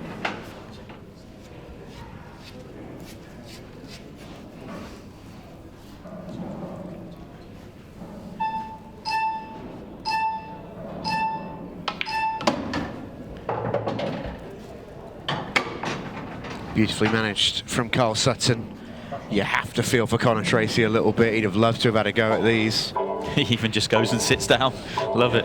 Yeah, match clock and shot clock sync up, so that will be the set. Sean Chipperfield and Carl Sutton are 1 set away from their second Pairs Cup title. Sean Chipperfield and Carl Sutton are 1 set away from their second Pairs Cup title. John McAllister and Conor Tracy stand in their way.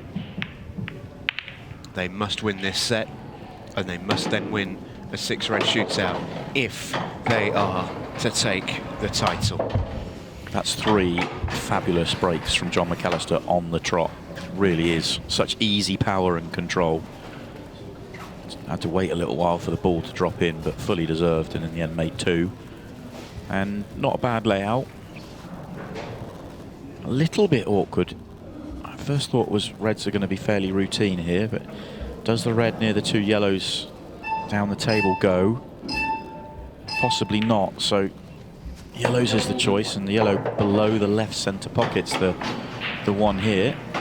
Feels like a tough spot for these two to be in particular, because you almost feel like if you're looking at a league table that Sean Chipperfield and Carl Sutton have the goal difference, because their advantage in the 6-red shootout against these, it wasn't there against Carl and Stevie. We saw how close that 6-red was.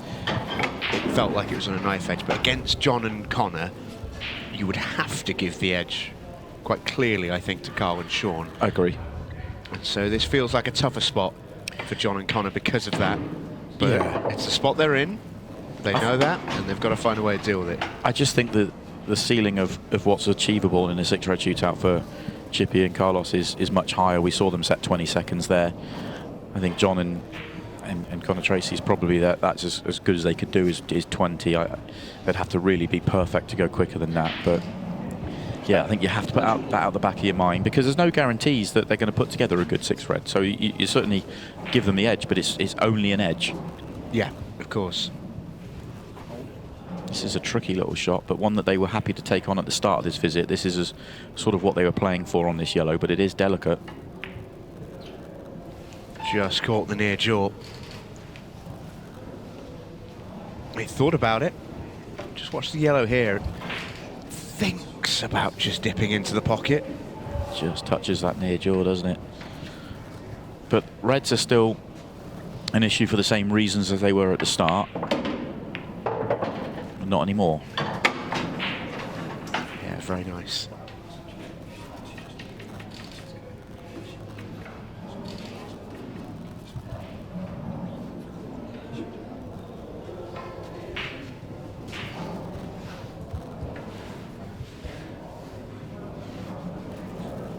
Extension called.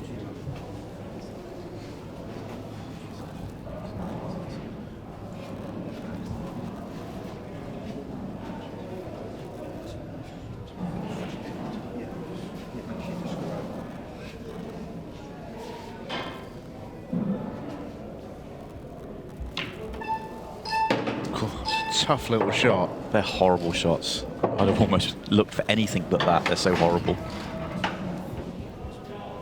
Yeah, you can almost see in the way that Carl committed to that. He was so nervous about fouling. Didn't even strike the cue ball properly, essentially, because of that. The red in the bottom half of the table isn't a particularly nice last ball unless you land really nicely on it. So I like this. Come down for it now and use a red at the top of the table to come down.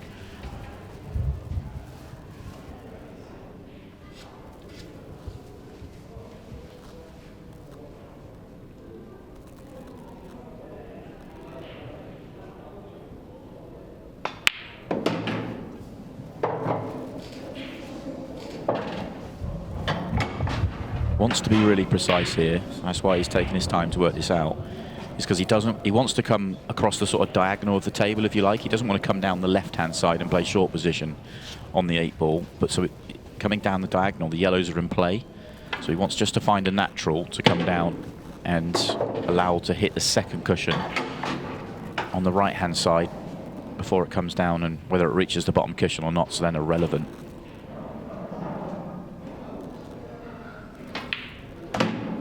There's that line. Lovely shot. And I think the pattern they worked out, really, really nice and very nicely done all round. Frank. All the momentum with Chipperfield and Sutton right now, and it's Carl who takes on this second frame. Horrible break. Horrible break. That's going to bring John McAllister to the table with, actually, considering how rank a break that was from Carl Sutton, with quite a decent split. They both break in such a similar way. It's amazing, actually. Carl Sutton has the same issues with the break that Sean has.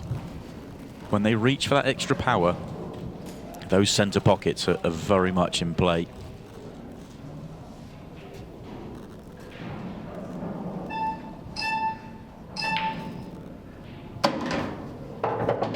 Rebels in play.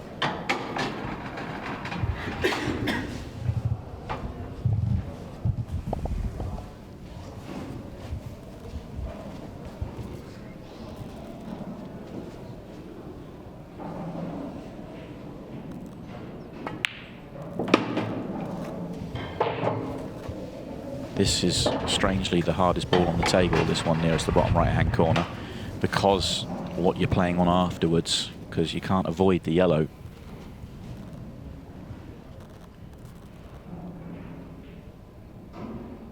And it hasn't quite popped out as much as he would have liked. He was hoping just to get a few inches back to then clip the red bottom left with control. He'll be pleased the yellow hasn't gone and blocked the red right centre. Yeah, he's still got shots here. Yeah, he's still okay. He still just would have right. liked to come back a shade more.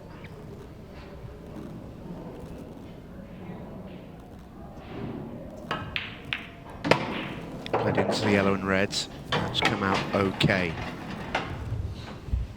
In business now. Here's John McAllister.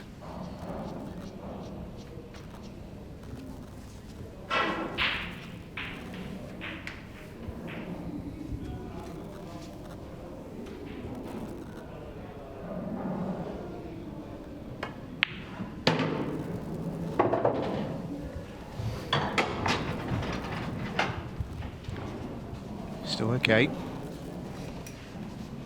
Cue ball doing a bit more mileage than I think he would have loved, but it's fine. He's got to decide which way he wants to go. Pull this one back to come up the left-hand side, or go forward and go through the yellows on the right, which is a very controllable shot. Depends on the angle he's got on the red, really.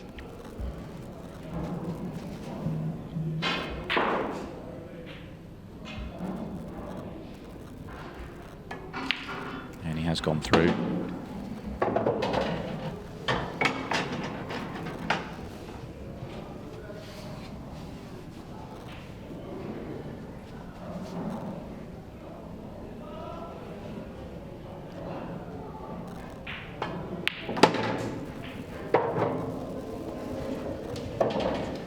That's lovely. So we're going one each. 11 minutes still to play. Are the one the local heroes will be backing. Great group, that group of death. Yeah, brilliant group. It really is. A lot of storylines there as well, but a great event for us to get into next week. Very solid from Connor. This time, the cue ball stays on the table, having come right up the middle of the table. That's what he deserved previously. Extension called. The split is okay. Depends how he sees it. He could go both ways here. Tricky opening red if he wants reds, though. But if he gets this tricky opener, it's probably a slightly easier layout. Red ball's in play.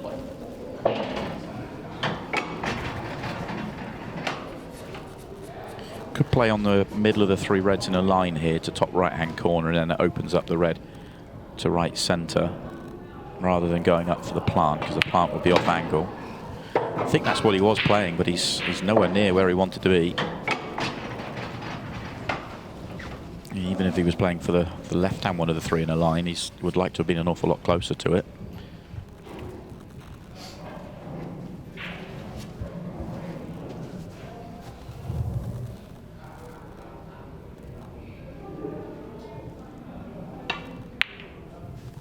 Shot.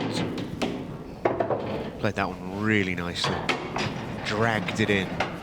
Just meant his cannon on the red next to the one he potted has come out nicely. Appreciated by John McAllister in his chair.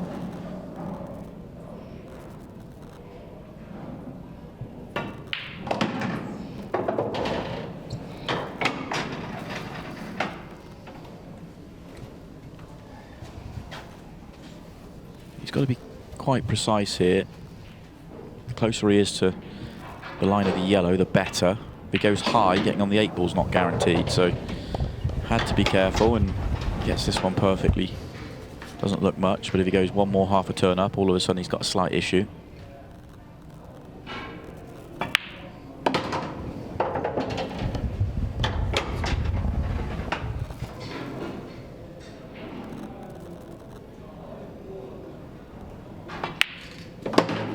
Frank. 2-1. Who is well, they're Connor and John are very good mates off the table, which does help. He was actually very, very close to having an early warm-up for the mixed pairs and playing with his partner Danielle. That was how close it was, with having to try and find Connor last minute with Josh being ill. So Sean gets another break, all wrong in terms of what he was trying to do, but again, judging on his results, maybe he's got a ball down, cue ball stayed on the table, and they can get cracking. Remember, they only need a draw in this set to take home their second Pairs Cup title. That break really is a story for Sean Chipperfield. If he could find any sort of consistency, if he could find a break that, you know, like the one we saw from Stevie, anything like that, then he could win a bunch of trophies quickly, because the rest of the game is fantastic.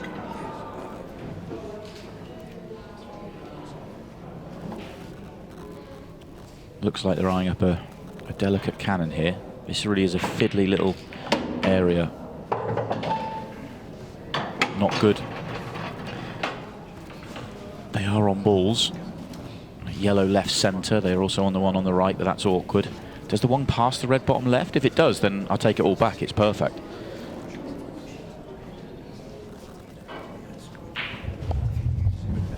That was why I was suggesting it wasn't great, but if it does go bottom left, then they're absolute. It couldn't have come out any better, but you know, that's the problem. Yeah. They can get to the right get it to right centre next, the angle they've got. Yeah, I think that's the plan. That's what Sean was just lining up there. That's pretty good. Yeah, that's very, very nice. Final 5 minutes of the Ultimate Pool Pairs Cup 2023. Into the 15-second shot clock we go after this shot. And one of these two pairings will become champion. 15-second shot clock. Got a touch too much angle here. He's got to find a gap. I'm not sure if he can hold, if he can use the cushion. Does the check take? If he goes to the same pocket, can he beat the red? Oh, he made it look easy. I didn't think he could hold there, and he held very comfortably.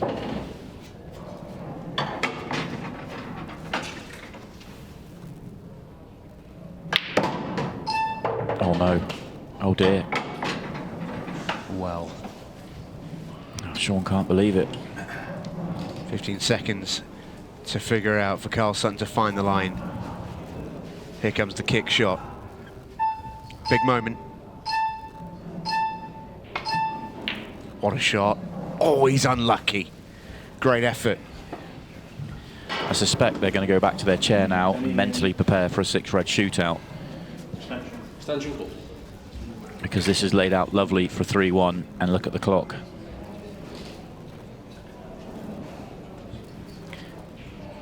Sean obviously tried to use the, play the power and come off the side cushion. If he rolls it straight in, you guarantee you have a pot on the 8-ball, but you're having a sort of awkward 8-ball. So he tried to get better on it for his partner, and obviously that's led to the problems. But it was the shot before from Carl where he was worried about holding, and he actually held so well that he held with a poor angle.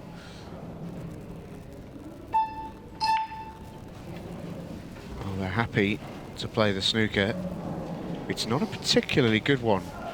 It's a relatively comfortable hit, I think, off this side rail. It may not be. No, it's tough. Oh no. It was tough to get any momentum into the 8-ball to go anywhere, and it wasn't a guaranteed hit. That's why he was trying to come 2 cushions and hammer it up the table.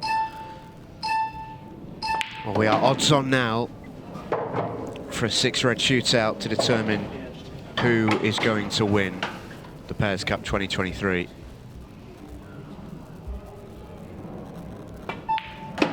Sean Chipperfield and Carl Sutton have been here before. They have won a 6-red shootout to win a Pairs Cup. They know exactly how it feels.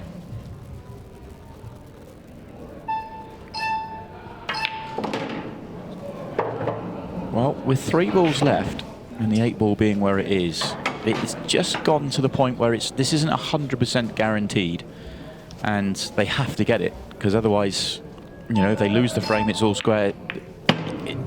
They could lose without getting to the 6 red, so they have to get this. I mean, they're still massively odds on to get it, but if the 8 ball had stopped in the middle of the table, it would be certain.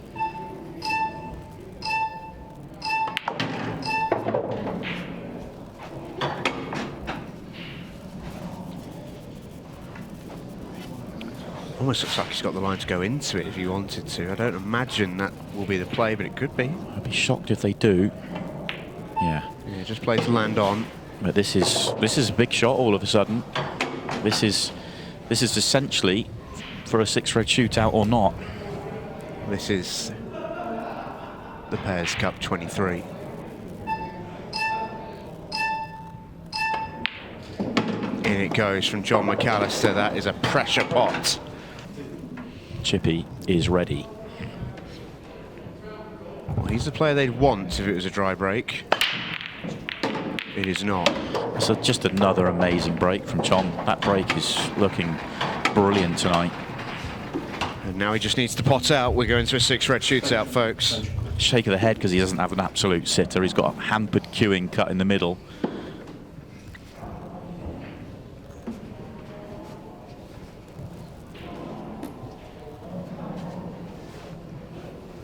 Yeah, he's not thrilled here. He's not thrilled at all. He's gone for the clip up the top, which is also awkward. But because of the extension, it was plenty of the clock gone.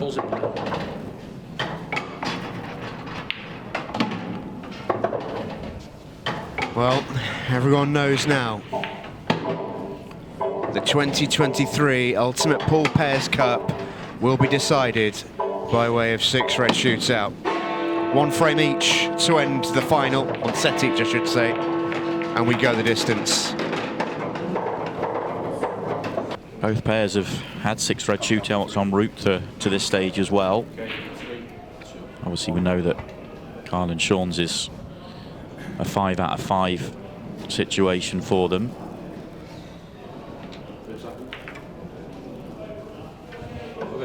John McAllister and Connor Tracy came through their opening group with a 6 red shootout against Chris Melling and Jack Wheeler and Clint Anderson and Connor Jones. 23.2 was the time they set. It was unable to be beaten. Just shows you, we're sort of saying that the edge has got to go to Chippy and Carlos, but 23.08, that's a good time. It was a good time to set, and if they were to go first and set that here, there's absolutely no guarantees that Carl and Sean could repeat the 20 seconds they've just done.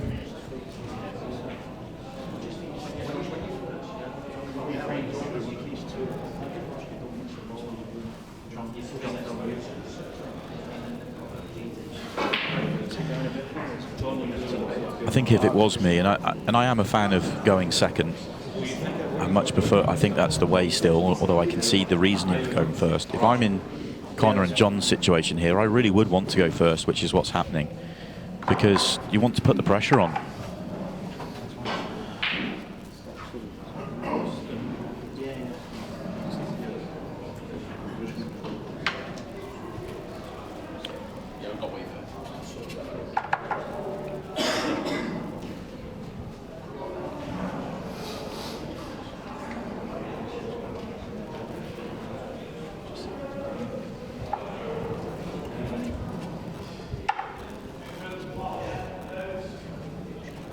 Tell you that John McAllister and Connor Tracy did win the lag, and their choice was to go first. Here we go.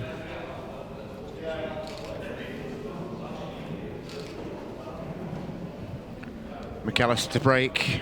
Tracy awaits the opening shot.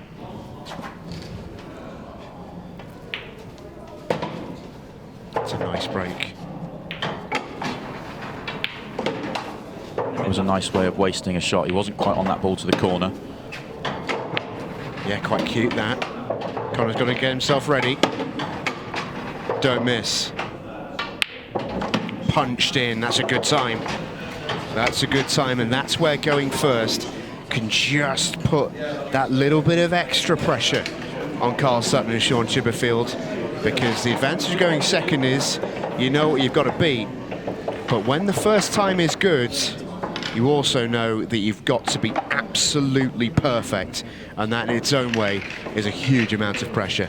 That shot in the middle from John was excellent, and obviously we've seen, players get a little bit scrambled when they're not quite on the ball they hope to be on, but the way that he controlled himself, stopped the cue ball dead, made sure the red reached the cushion, and then they could go about the clearance quickly from there. It was very clear thinking under pressure out there.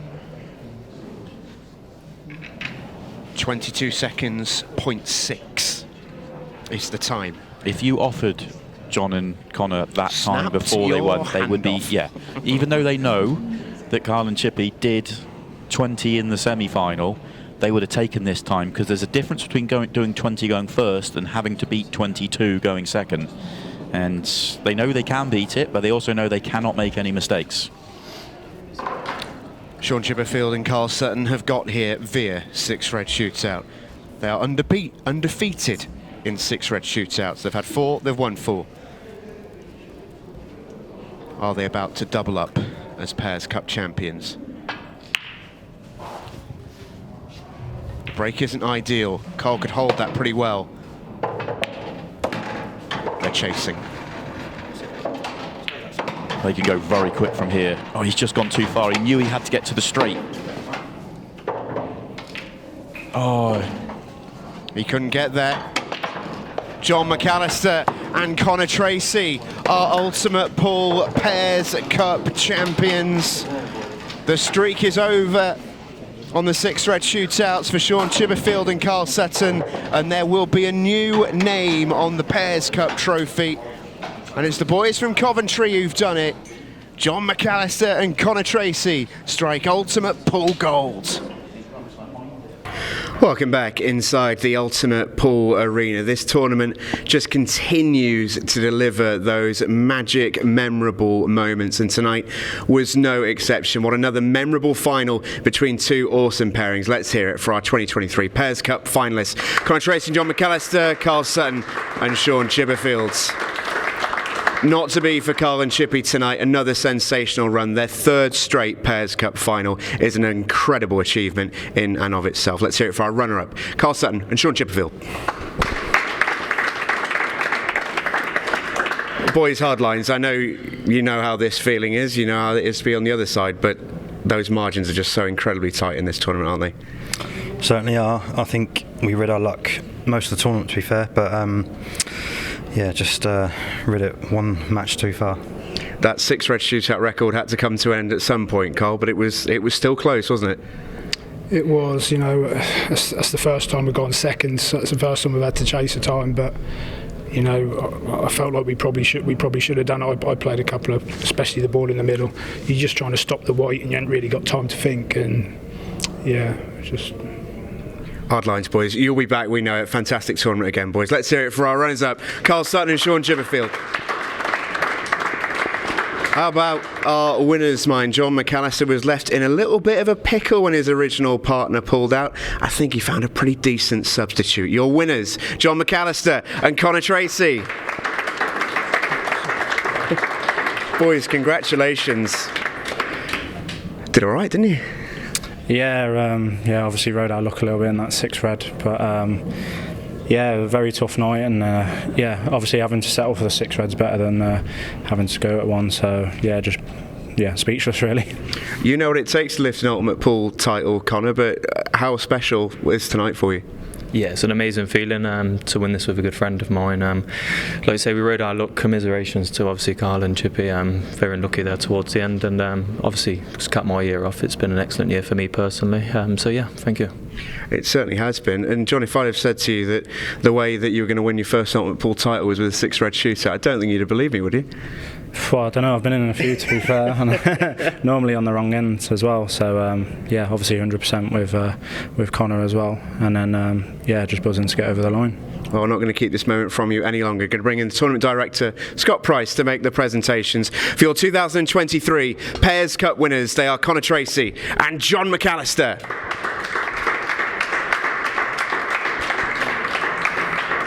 Well, congratulations to Connor and John. What an awesome moment for them. Ultimate Pool continues with the Pro Series this weekend. See you then.